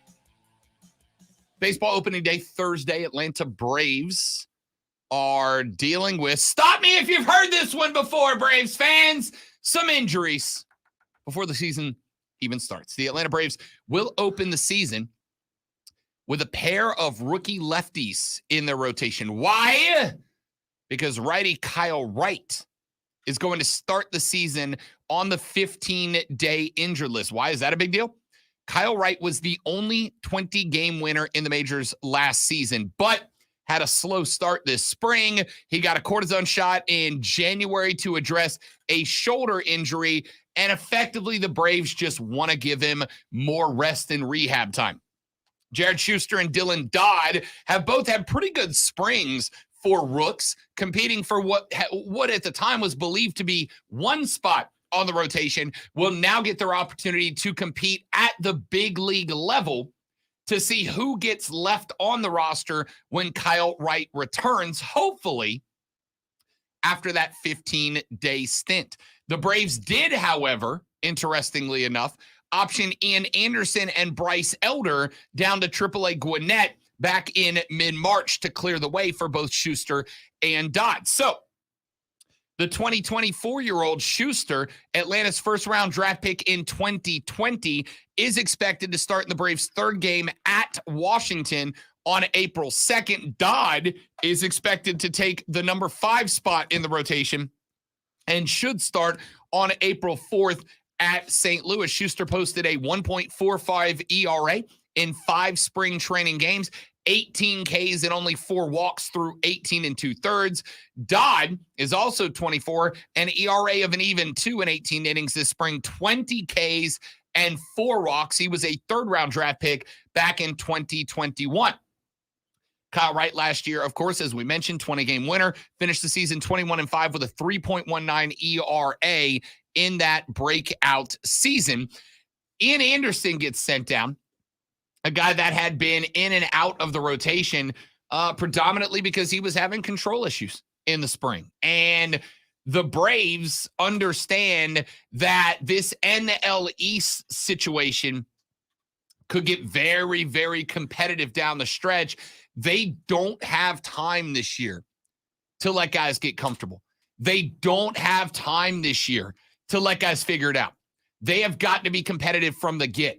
Last year, late in the season, obviously, they were a handful of game down to the New York Mets, to the point that on the aforementioned bet for the cycle, I gave up on Atlanta, right? I was like, there's no way. And then they just started storming back.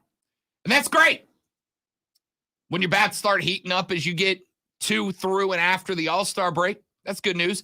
The problem is you can't bank on a collapse every year. The Braves need to keep this a divisional race that they are at the very least in the thick of, as opposed to hoping they can play catch up again. And while I absolutely believe that Ian Anderson has it in him to be a trustworthy rotational pitcher, a guy that you can trust to come in every 5-6 games and get you a solid 5 or 6 innings and give your offense a chance to score some runs and win, I don't have time for him to figure it out on the bump at the Battery. I need that guy ready when he gets put on the active roster. So if going down to Gwinnett to work on the control issues and find out whatever it is that got away from him is the move he needs to figure that thing out, so be it. So be it.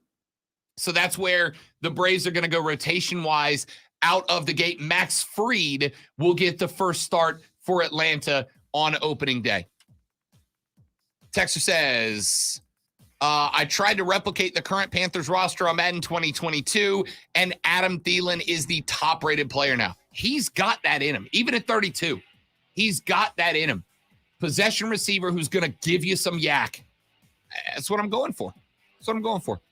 Texas says, if used appropriately, Hayden Hurst is criminally underrated. Ask Gamecock fans. Yes, he is.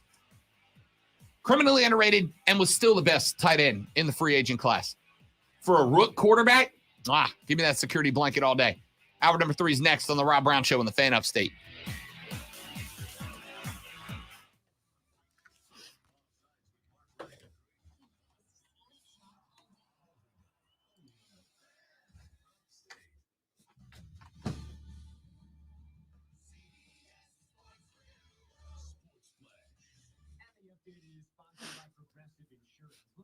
I know this doesn't happen to Rob, or at least I believe it doesn't. When I go to get my hair cut and I tell them how much, they always say, "Are you sure?" And I'm wondering what length of hair do you have to have before they start asking that question? I have found that happens when I have long hair, right? Like when I grow it out, I get asked, "Are you sure you want to cut it?" It is when I go in with short hair and I tell them cut it shorter, nobody ever asks that. Yeah. So I'm just, there's got to be a length. I guess it must be shoulder length, possibly. Once you reach that they go, "Are you sure you want to get it cut?" Yep.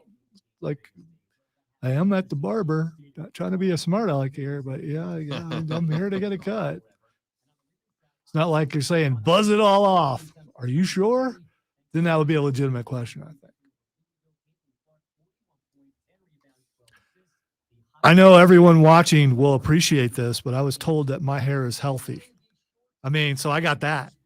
The rest of me, maybe not so I got much. that going for me, which The rest, is nice. the rest of me may not be that healthy, but the hair is healthy. Not bad for someone who's on the edge of being double nickel.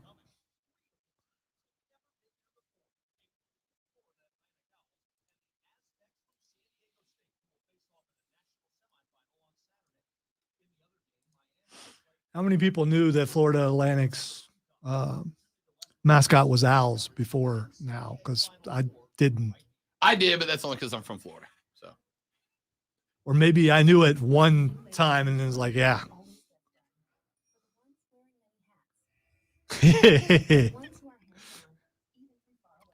Well, only me and you can talk about that, Sean. I am curious, though. When you go get your haircut, does the barber ask you that question when you say, cut this much off? Because they always go, are you sure? Yeah, I'm sure. They also say, who are you? Because, they only see me once a year. So there's that.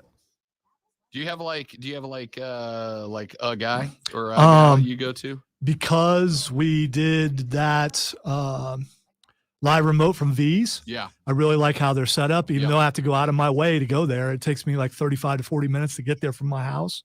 I go there because I've never had a bad haircut from there.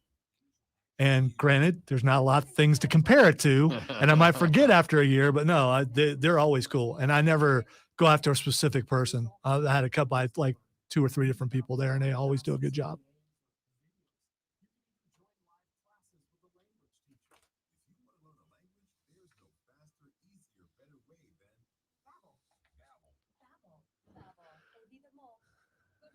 Oh, there you go. Okay.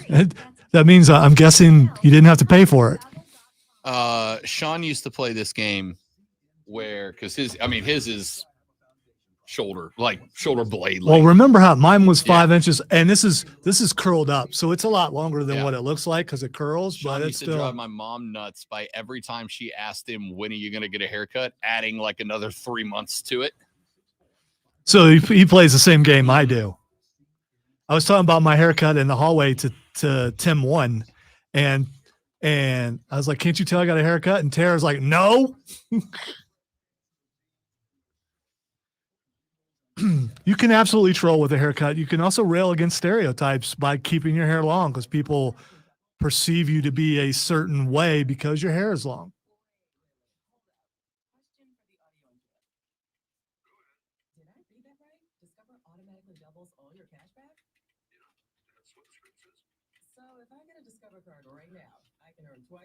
I was asked by someone in charge what would happen if they made it mandatory to have a haircut, and I said, I wouldn't work here anymore. No, I said I cut my hair. I will take it to the edge of whatever that edge is, but yeah, I mean,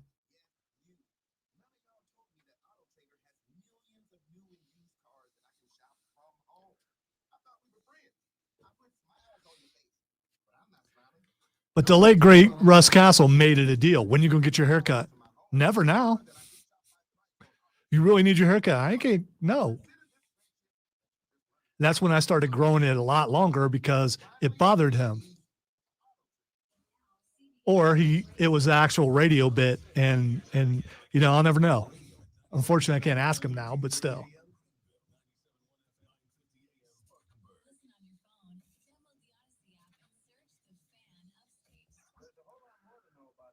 Did you bang the drum Saturday? Yup. Sure did. Felt good to be back. See I popped it with the blister on the finger. You'll callus that before it's over. I mean, how long does it take you to callus it? A couple weeks? A few weeks. The next 2 games will be gauze with duct tape over it. There you go.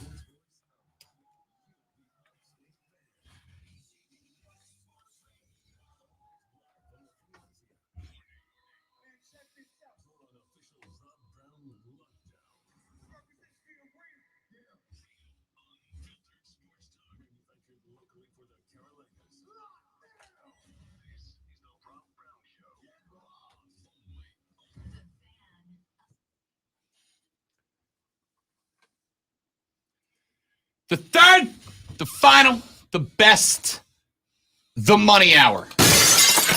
Oh. All right, I'm gonna consider this breaking news because it's everywhere as of a minute or so ago. According to ESPN and a bunch of other places, Lamar Jackson requested a trade on March 2nd. I was just reading his tweets a moment ago. That breaking news, of course, not only is brought to you by BetQL, be a better, be smarter, beat the books with our friends at BetQL. But that was also brought to us by Lamar Jackson, who tweeted out, and I quote, he sent it in 3 separate tweets, so let me see if I can read these through. He said, quote, "A letter to my fans." I think we should do a little dramatic reading here, right? A little dramatic interpretation. You got anything for that? I'm trying to. I mean, I can go with the violins because I got new violins that we won't get. Okay. I mean, we can go with that. I don't know. Is that? I feel like that's appropriate for this, right? Or we can go with War Story Time that I've never got to use yet, but that doesn't apply. It doesn't apply. I don't hate that. Yeah, let's go with that, and let's hope that it's you know what? I was going to take it out of utility, so there we go. So I don't have to worry about the possibility.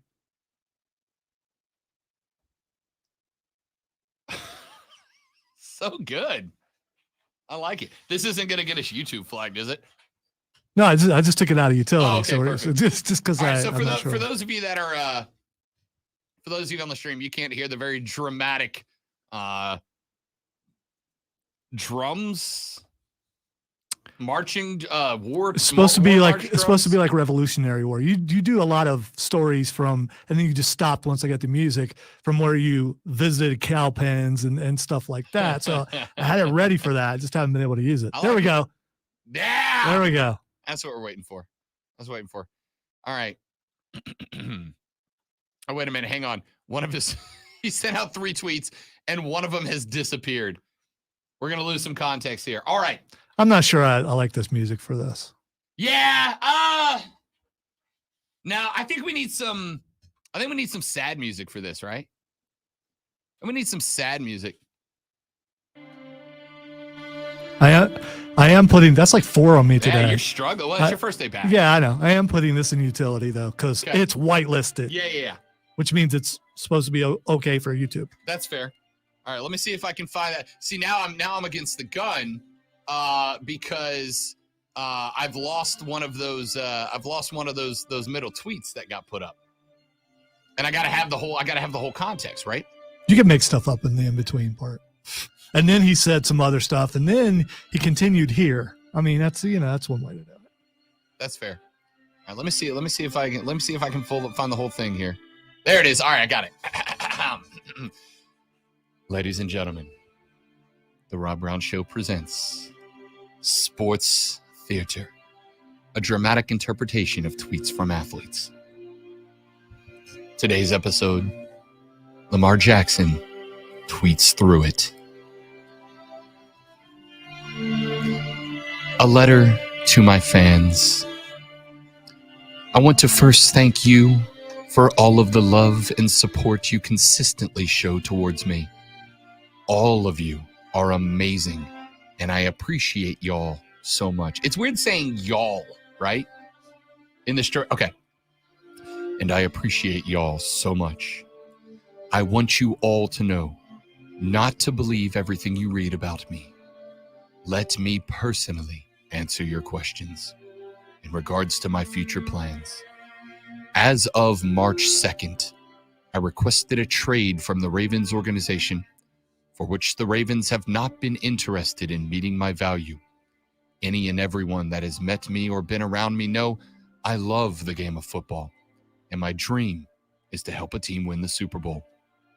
You all are great, but I had to make a business decision that was best for my family and I.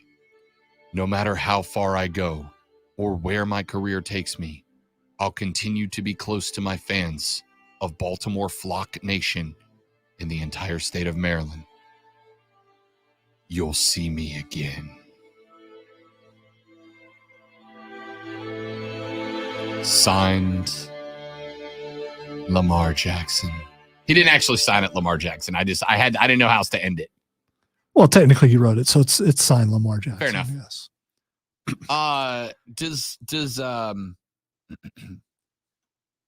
Does Lamar know he's franchise tagged? Did anybody? I know Lamar doesn't have an agent, but like, did anyone from the Ravens call Lamar and be like, "Hey, dude, you're tagged. Like, you kind of either have to play for us or sit out next year"? Did anybody make him aware of that? Because I don't think he knows. Well, he has to know. He represents himself, so he would have to know that vital information.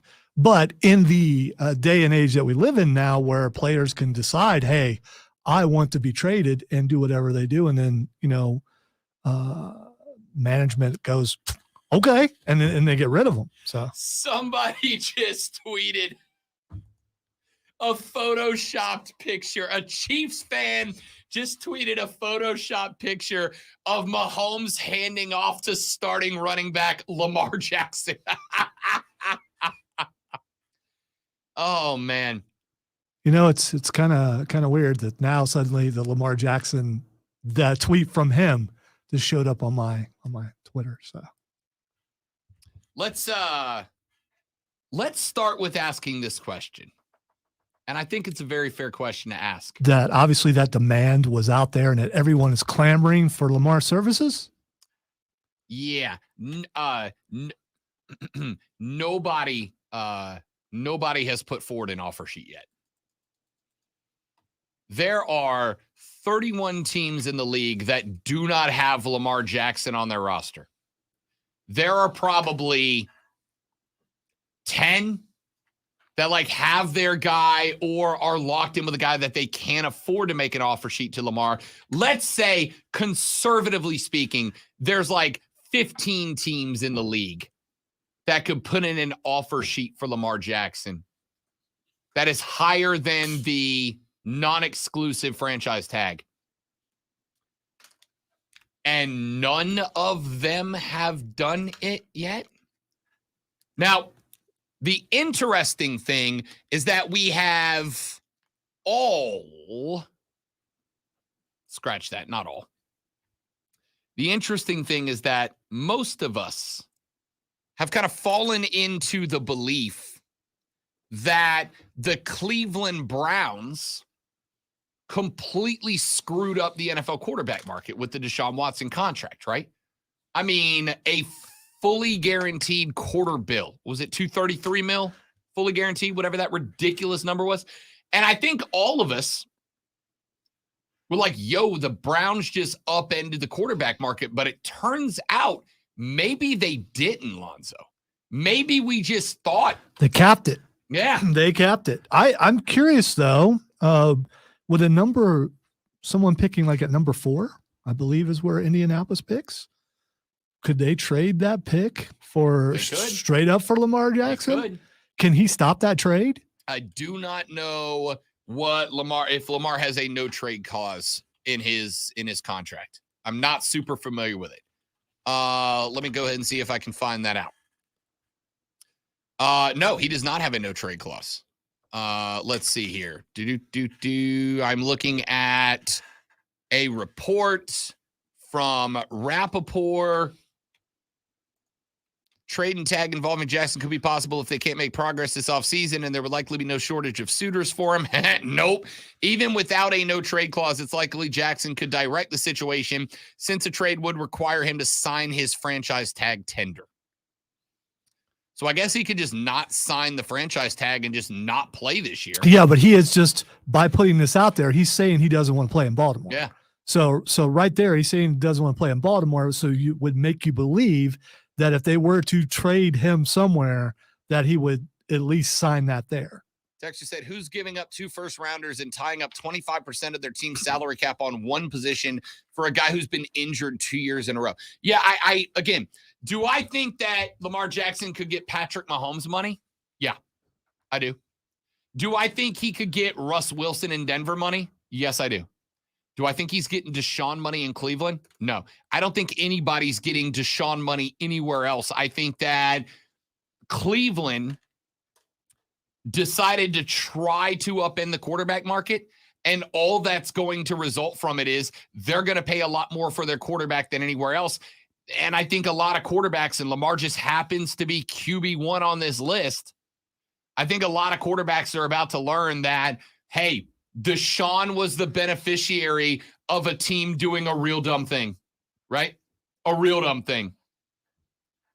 Patrick Mahomes is the only quarterback to win a Super Bowl constituting 20% or more of his team's salary cap. I think you'll see some teams that are willing to roll the dice, giving 20% of their salary cap to a QB. I don't think anybody's bumping that up to 25%.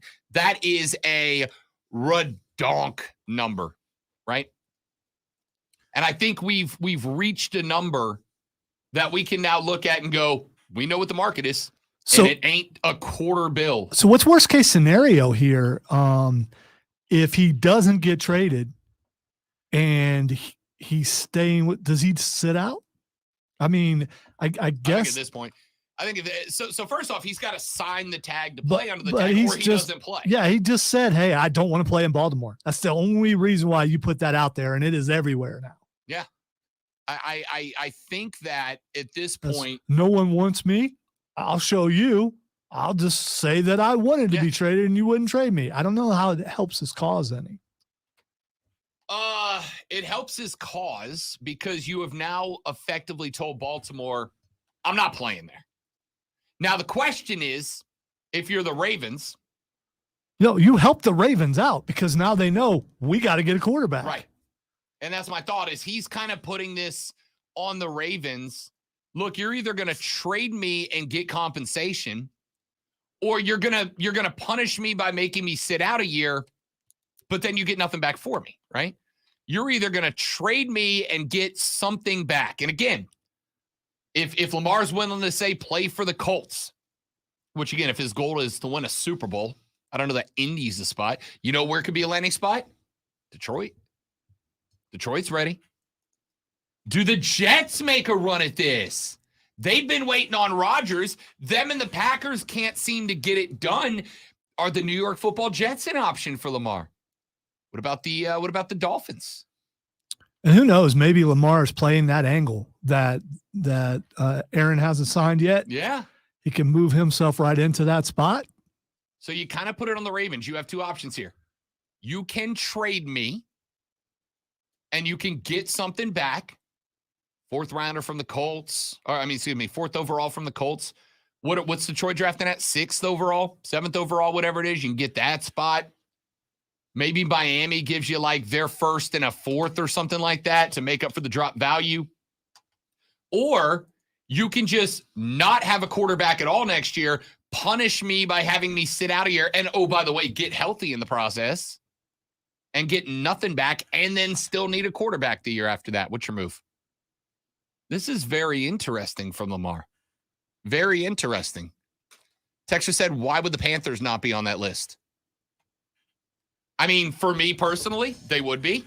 But I don't know that I can give up the 1st overall. I'd give you if we were at 9th still, if we were 9th overall still, not making a move, absolutely, I'd give you the 9th for Lamar. Yeah, but today. Lamar was already out there and available before they made the move up to Right. number 1. And they didn't even touch it. Right. So, to me, if I'm the GM and we were 9th overall, I make the call. Hey, Lamar's agent, Lamar, you interested in the Cats? Look at the team we've put together. But they got the number 1 overall. And as Lonzo has pointed out 100 times, you bring in either CJ or Bryce, likely CJ. You put him on a 4-year rookie deal. I'm paying him 6% of the calorie sap. Which Wow. is what you do when you're trying to lose weight. That's a treadmill. It's a calorie sap. It is. You give him 6% of the salary cap, and you keep adding DJ Charks to the roster for 4 years until CJ proves himself, and then you give him 15, 16% of the cap. And you're still going to pay less than Lamar wants to be happy. Because all of this circles around, keep in mind, once you get Lamar in there, you then got to keep him happy long-term with his contract, and he believes he's worth Deshaun Watson money. Whether he is or isn't is subjective, but he feels like he is.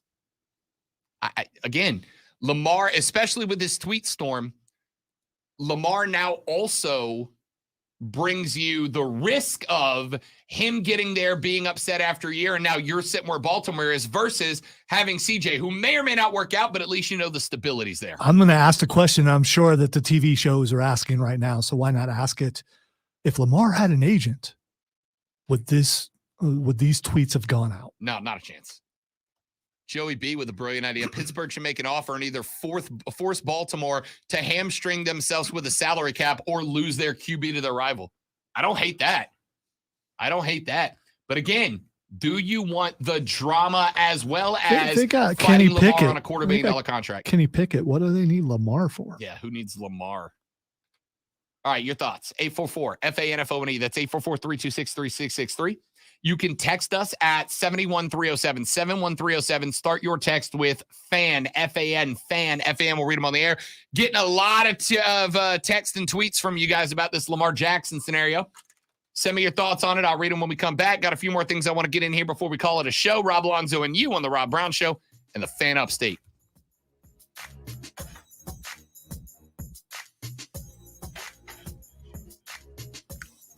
I was going to say I could have done that. But... Are you stepping away? No, I'm good. Okay.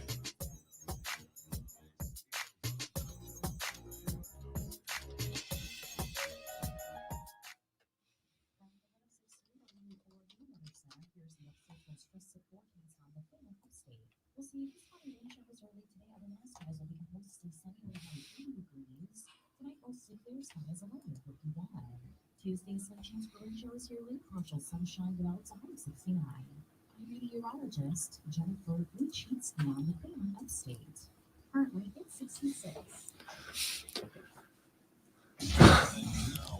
So unless this is calculated in exactly what Lamar wants, this is another example of being emotional about a situation and going to social media, which rarely ends well.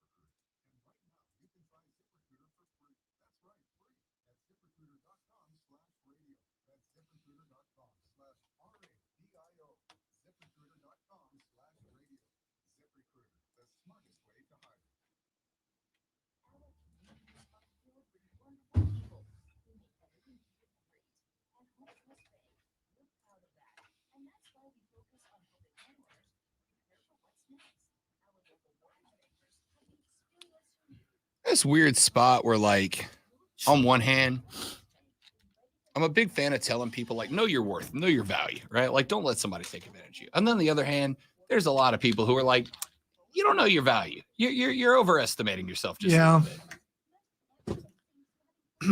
It's kind of like when you tell a kid you can grow up to be anything you want. No, you can't. No, you can't.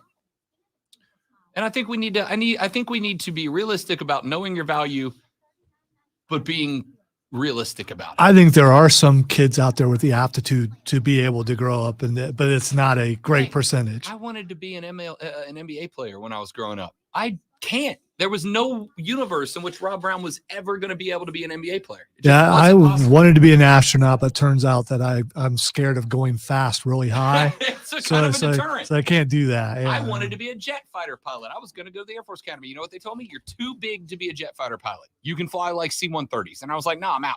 That's not what I want to do. You can't be anything you want. And Lamar, $250 million. I don't know if that's your value. I mean, you're really, really good. So who gets the next big contract as far as a quarterback goes? Lamar Jackson. Who deserves it? I don't know if it's 250 mil.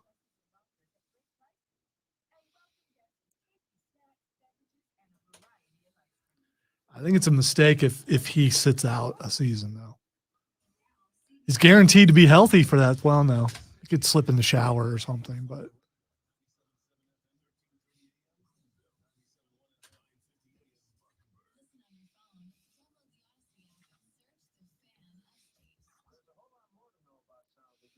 Just think about it. If you're Baltimore and you need someone who's like Lamar, there's a quarterback out there that you've been talking about is like Lamar a bunch, and I believe his pro day is happening in the next couple of days.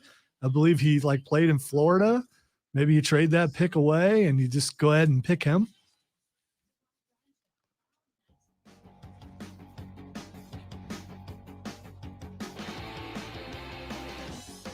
Well, enjoy the rest of your sports day being dominated by 3 tweets from Lamar Jackson. I'm telling you, that's the move. That's what's going to happen. So Indy is going to trade that pick to Baltimore. Baltimore is going to pick Richardson, That's all that's going to be available. There we go. Problem solved. No, but you mentioned before how he's kind of a Lamar like. Yeah. So your offense is already geared to a certain player. Why not bring in a guy who plays that way? Yeah. Boom. Everything's taken care of. Everybody's happy. And it's pretty much consensus at this point that Anthony Richardson's going to need a year to adjust to the league, whereas Lamar Jackson is, Lamar Jackson. I will say this. He said, the Ravens have not been interested in meeting my value. And I want to say, I put this on the Cleveland Browns, right? Because if Deshaun Watson's worth $250 million, Lamar Jackson's worth $250 million, right? But I think Lamar is looking at this and seeing Deshaun's worth $250 million, so am I. And the NFL franchises are going, no, dude, Deshaun's not worth $250 million. Nobody's worth $250 million, right? Mahomes ain't worth $250 million. That's just too much. That you're asking us to wrap up too much value into one guy on a 53-man roster. I said to Lonzo during the break. Well, I said to Lonzo in the stream, which you can watch at facebook.com/thefanupstate, twitter.com/thefanupstate, or by going to YouTube and subscribing to The Rob Brown Show or The Fan Upstate, Twitch at The Rob Brown Show as well. I said on the stream, as I've told Lonzo many times, I'm a realist, right? I'm not an optimist. I'm not a pessimist. I'm a realist. One of the things that has bugged me for many, many years is, on one hand, I absolutely love to tell people, know your worth. Know your value, whether it's professionally, personally, romantically, know your value. I have seen people in relationships of every aspect who get treated poorly because they don't know their value, right? Know your value. Take the time to research your value and know it. But on the flip side, the other side of that argument is this kind of comes from the school of, and I've gotten heat for this and I don't care because I'm right. It is a lie to tell your child you can grow up and do anything you want to do. Like, I understand why you tell a kid that, right? Because you don't want to dissuade them from seeking greatness in their youth. But you also have to acknowledge you're lying to them. Not everyone can grow up and do whatever they want to do. If they could, we'd have 1,000 NFL teams with 1,000 players per team on it. Yeah, but you're not talking about ability. You're talking about potential. And there are some children out there who have the potential to be anything they want to be. That's not true.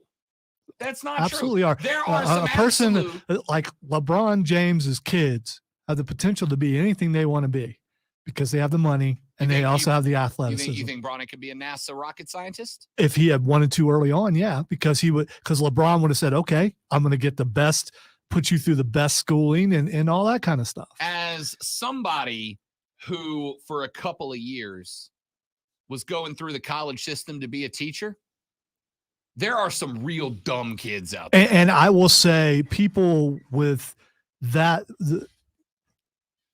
I know someone who could be a NASA scientist who is like a professor Thank you. now. And she went to high school with my daughter, her best friend. And the fact that we saw her go through college and do all that kind of stuff. And coming out of a poor school here, in Lawrence, South Carolina. So that kind of stuff, the potential can be there. And they can meet that. We also have to acknowledge that some people just don't have the potential. Yeah, some people And are. that's okay. Some people, There's nothing wrong with that. Some people are dumb. Some people are not motivated. Right. But I'm saying that there is. I think that some parents can say that, and they're right. I'm not saying some parents can't. I'm saying not every parent can say that and be right. Some of your kids are dumb. All right, that's not a shot. Again, I was in classrooms for like 3 years. Some of your kids are, I'm dumb. I'm one of them. All right. This is not me taking I'm an idiot too. So the adult version of that is waiting for you to say, I'm dumb. Not as dumb as you, but I'm still dumb. Not as dumb as your kids. Yeah. So there. What I'm saying here for a guy like Lamar is, while I absolutely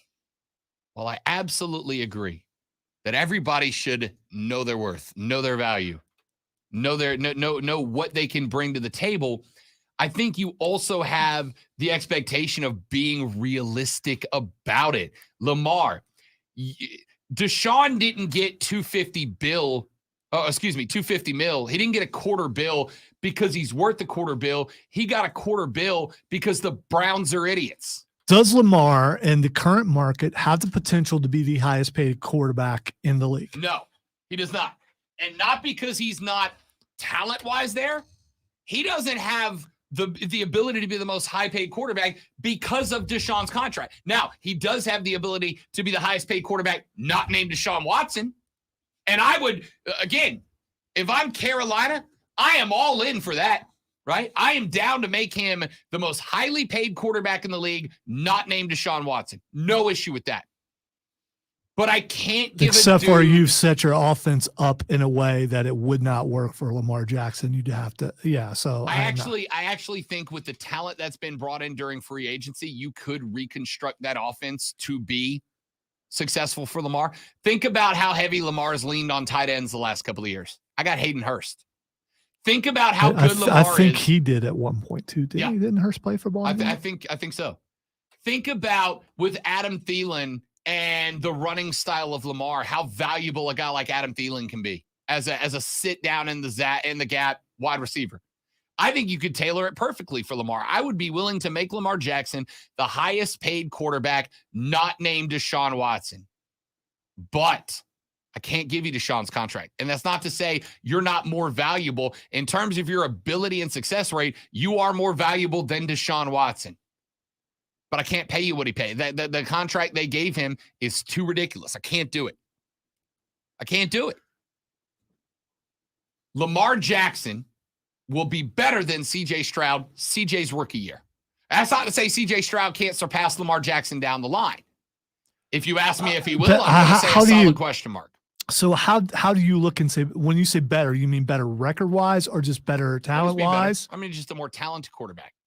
C.J. Stroud may or may not be, long-term, a better quarterback than Lamar Jackson. But his rookie year, he won't be. No quarterback will be better than fourth-year Lamar in their rookie year. You'd have to be sensational. There was a rookie year that was sensational. That just happened to happen for the Panthers.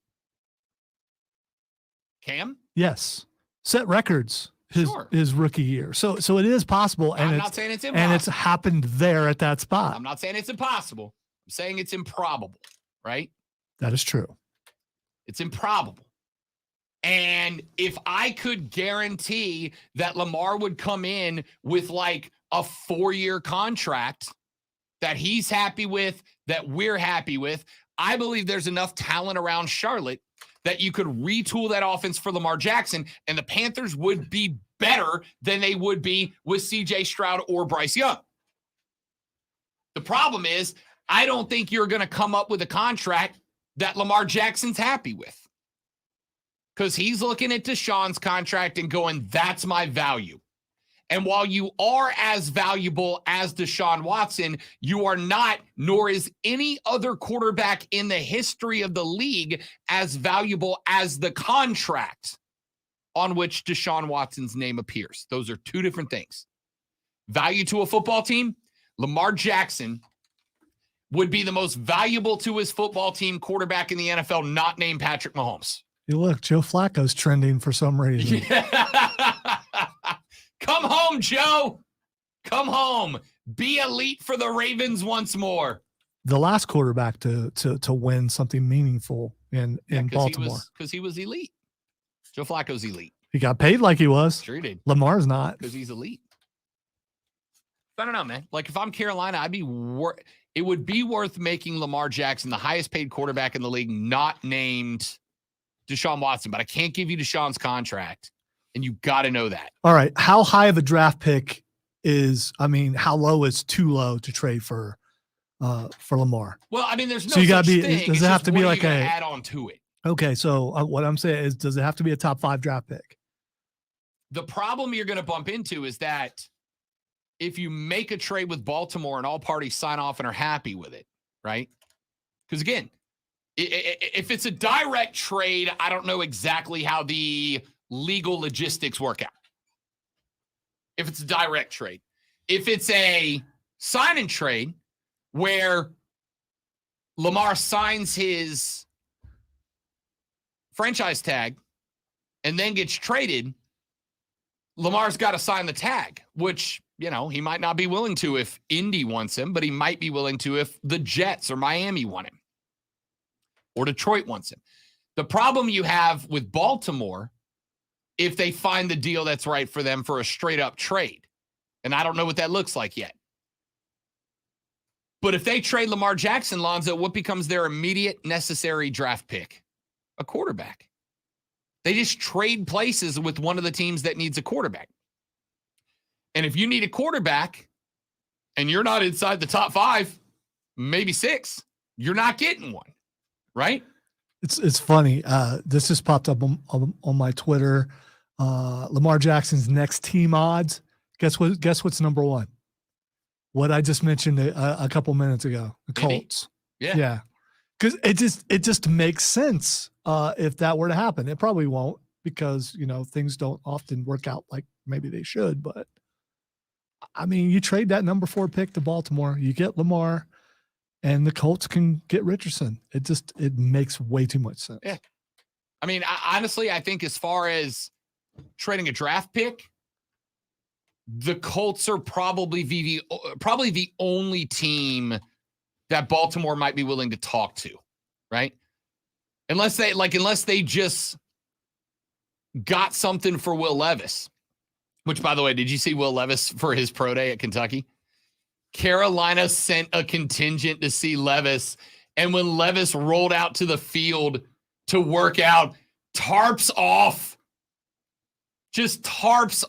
went shirtless. When you got an arsenal, you got to throw the gun show out there. You got to do it. Yeah. Will, why are you topless? And he just starts touching the abs. This is why. Although I will straight up tell you, with absolutely zero threat to my masculinity, if I look like Will Levis, you'd be lucky if I ever wore a shirt. Hey, yeah, I absolutely sign on to work at the Fan Upstate, but I'm gonna need an addendum to your dress code. I'm doing every show shirtless. I don't think we have a no shirts, no shoes policy. I got $1 says we do. And if we don't, let me go tarps off for a minute and we will by the end of the hour. Oh, go ahead. Go walk by the boss's office. He's real busy now. He won't even notice you walking past. Joey B says, even if Carolina trades the number 1 for Lamar, if you told me you could get Lamar Jackson for 2 firsts and a second, a third, and DJ Moore, I'd still say take it. Elite quarterbacks are that rare. No. You don't trade up to number 1 just to go get Lamar Jackson when you could have already done it. You don't do that. First off, the question is this. Lamar represents himself. He says he asks the Ravens for a trade. Lonzo, it is March 27th. That means that Lamar Jackson, if his tweets are correct, Lamar Jackson asked for a trade 25 days ago and this is the first that's come out. I just got a hard time believing that a Lamar Jackson trade request was kept under wraps for a month. I don't believe that. Well, here's the thing. If you're representing yourself, you don't have to worry about someone leaking it because you're the only one doing that. Right, but if you asked Baltimore for a trade, Baltimore may have had something to gain by putting it out there and saying Lamar Jackson's trying to strong-arm us right now. You know, unless you do the Indy thing, which I still think is a great idea, why trade him? I mean, because your other option is well, not have a quarterback you told see what it is. You told him, hey, go out there and try the free agency market, and he ain't getting no calls. I mean, look, if he don't want to be in Baltimore, he don't want to be in Baltimore. That's true. That just is what it is, right? If he don't want to be there, there's nothing you can say that's going to make Lamar go, oh, you know what, I'm right. There is something you could say. Lamar, here's a 5-year, $250 million contract fully guaranteed. Then I'm sure he'd be happy to sign on the dotted line. But I just don't believe that Lamar asked for a trade 25 days ago. This is the first we've heard about it. And it comes after what? 2 weeks of teams being able to call up Lamar and negotiate, and nobody's done it so far? Because you got to think, on the flip side, if Lamar is being willing to openly tweet like this, if somebody called Lamar Jackson and opened up negotiations with him for his non-exclusive franchise tag, he'd have tweeted about it. Right. This is his next move because he didn't get any calls. Right. So this whole situation's weird, right?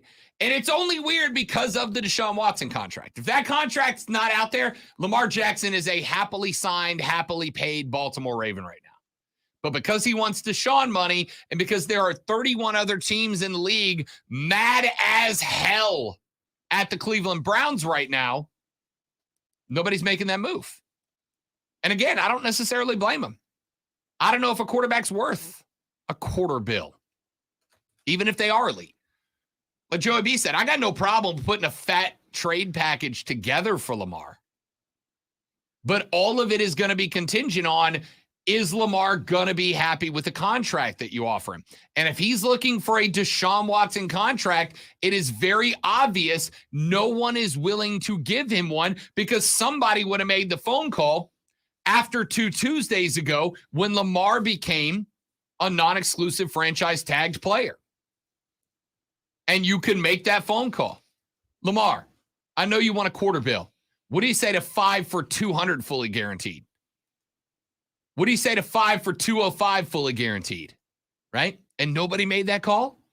Which means either, and keep in mind, let's go back to 2 weeks ago, there are former players that are accusing the owners of collusion, right? They can't talk about what they all should or should not do in terms of offering a contract. Legally speaking, they cannot have conversations where they all go, hey, nobody signed this guy, right? We'll show him. They can't do that. If it's ever proven that they have, that is big, big problems. So assuming that 31 other owners had the conversation and were able to keep it all a big old secret, that means that not a team in the league viewed Lamar as worth the Deshaun contract. This whole thing's screwy, man. Screwy. Trey says, I think Lamar will be a good fit in Miami. I think that's where he's from. If Tua can't pass concussion protocols, Lamar will be a good choice for them. I agree, but you got money wrapped up in Tua that you can't just terminate. You got to do something with him too. Is Tua getting you back anything? I don't know. And on top of that, keep in mind, before the concussions, does anybody remember what the Miami Dolphins did before Tua got his first concussion? Wasn't it like a 6-game win streak and first in the division that featured Josh Allen? They were extremely accurate. Yeah. Most accurate quarterback in the league. All right, Texas said Panthers need to stick with CJ or Young. This will save them about $28 million a year to help surround their new young quarterback with talent. That's a fine take.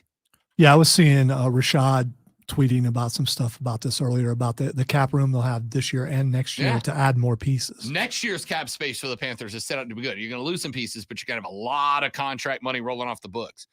Texas says, I thought his franchise designator is automatically 2 first. Only quarterback worth 2 is playing in Kansas City. It is if he signs the tag.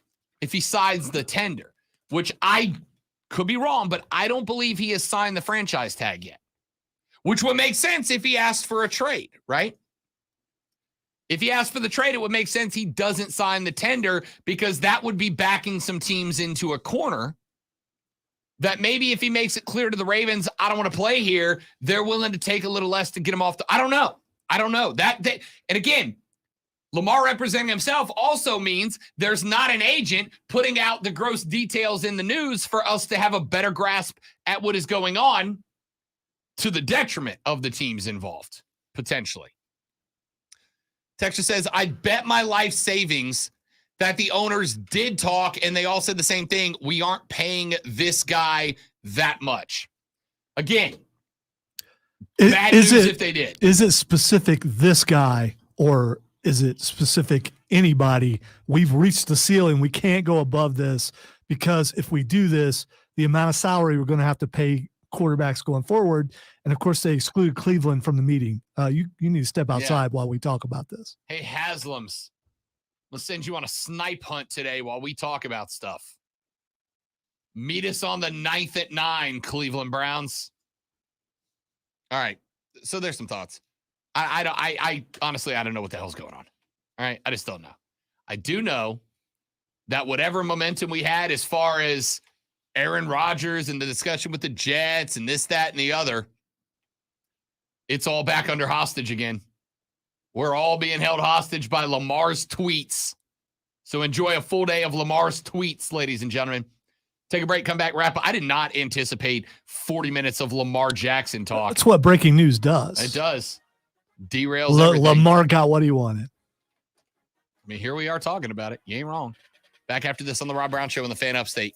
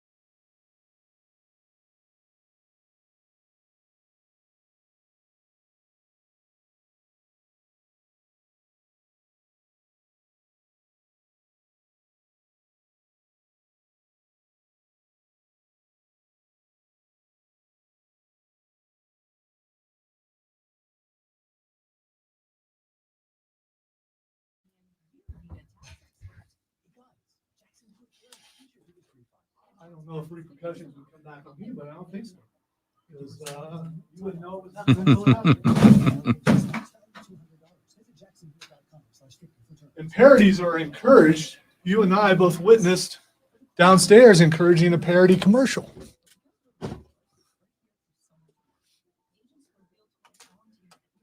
Actually, the parody commercial that played was you voicing it. So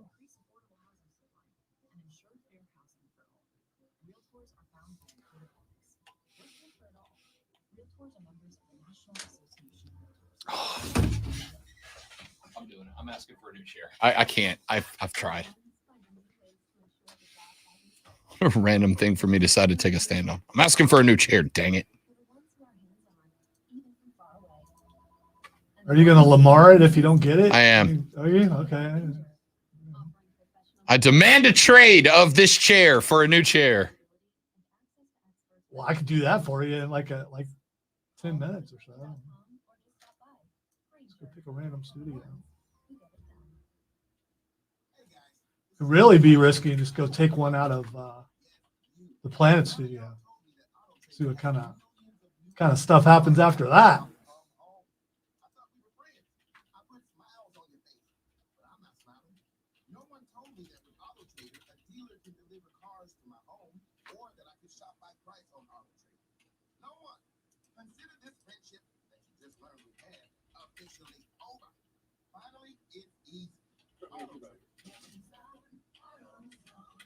Welcome to AutoZone.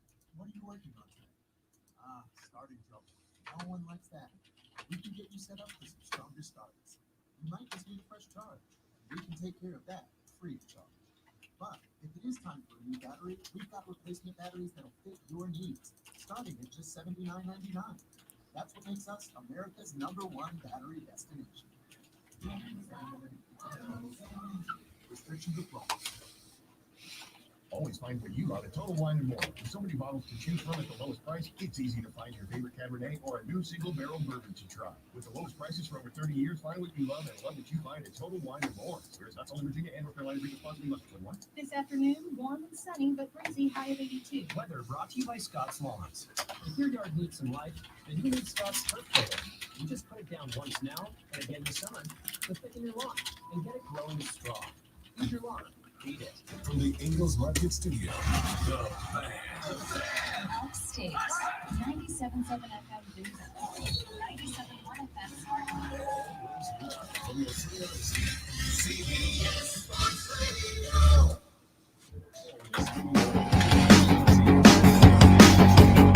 Okay, I didn't need a whole segment for this, which is good because I got 1 minute and 37 seconds until Twitter trending topics. Ladies and gentlemen, the foul called on Creighton with 1.2 seconds remaining that sent San Diego State to the line and gave them the win was a foul.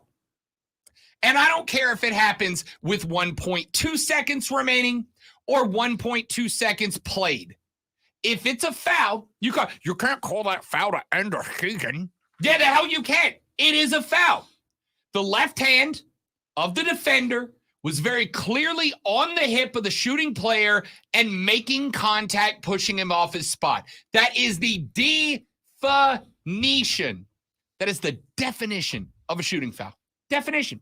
Just because it didn't happen to the shooting hand and it happened to the player's body doesn't mean it's not a foul. And just because it is late in an elimination game doesn't mean it's not a foul. That was a shooting foul, and it doesn't matter if it happened 1.2 seconds into the game or with 1.2 seconds left in the game. If it's a foul, you call it. We should have just let him play. Was it a foul? Would you have called that with 17 minutes left in the second half? Yes, you would have. So therefore, you call it with 1.2 seconds left in the game. This is not difficult. It was not controversial. It was not a conspiracy. The refs didn't have money on the line. They saw a shooting foul. They called a shooting foul, and it was the end of the game. That, ladies and gentlemen, is the entire conversation. And now, the Rob Brown Show presents Twitter Trending Topics. You nailed it. About the foul. It's definitely a foul, without a doubt. All right, it's time for Twitter Trending. You may not hear that the rest of the day, but you're going to hear it here. We agree. That was definitely a foul, and you should call it. First thing that's trending is John Wick. I have not seen it yet, obviously. Why is it obviously? Obviously, I've not seen it yet.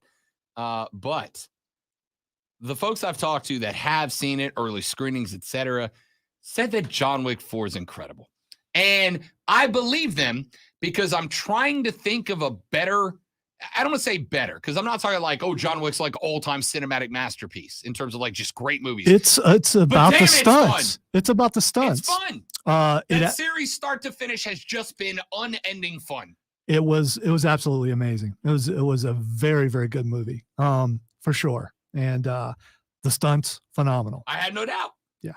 Everything they've done in that entire series has just. Sometimes I just want to go to the movies and turn my brain off and watch people kill other people in new, fun, gruesome, and increasingly hilarious ways. So the week before Shazam came out and did not do well, and then John Wick came out and just killed it at the box office this weekend. Yeah. So if you make movies that just let us have fun, we're in. we will see if there's a drop off for it when Dungeons and Dragons comes out this week. Yes, indeed. The next thing that's trending is Jonathan Majors. So Jonathan Majors, who of course plays Kang the Conqueror in the Marvel Cinematic Universe, was arrested this weekend for like some pretty violent stuff. Now his agent has come out and said, and it's his agent, so take it with a whole shaker of salt, that he has evidence to prove that not only was he not guilty, but like he wasn't even around when these crimes are alleged to have happened. But he is not only playing Kang the Conqueror, but he is also the star in a series of recruiting commercials for the United States Army that they spent a lot of money making, and they've now had to pull those commercials as well. I just saw something, a couple things saying that she is recanted or something, or taken back the. Yeah. And again, that's not to say what the woman accusing him of saying was ever lying or anything. People recant their stories for a variety of reasons, but the agent did come out over the weekend and go, yo, we've got proof he was not even there when this is alleged to have happened. We'll find out, I guess. All right. The next thing that's trending is Cody Rhodes. But can you imagine if he did do that? Where that dude was in his career, he has just taken over as the big bad in the MCU, the most successful cinematic universe in history. You were the next Thanos. It's okay because he'll just be replaced by Don Cheadle and no one will notice. No one will know. Not at all. All right. What was trending? Cody Rhodes. Cody Rhodes. I don't know, man. Like jacked about WrestleMania, excited about WrestleMania. You're soured on the push, which I don't get am. why you're soured on the push. Because give me the end of the Bloodline story. You're going to get it this weekend. Soap opera in Cody's the one who saved KO and Sammy. Why couldn't we just tell that story? Why do I have to have Cody be the Dr. Phil of the relationship so that you could prove we took your guy? Because wrestling. That being said, does he win? Are we saving predictions till Thursday? We are. Because it's full on WrestleMania Thursday, because it's WrestleMania weekend, also known as Super Bowl for wrestling fans. Yeah, I'm going to go ahead and warn all of you who are non-wrestling fans. Thursday and Friday, there's going to be a lot of WrestleMania, and probably Monday too. All right, so just bear with us. It's our one weekend a year. Whoa! Recently added that to my Spotify playlist. I'm upset the first part is not on there. Wrestling has more than one royal family. Ladies and gentlemen, that is the end of the Rob Brown Show. We'll be back tomorrow to do it all over again, but better. He's the great one. I'm Rob Brown. We'll see you back here tomorrow for more of the Rob Brown Show in the Fan Upstate. Later, brother.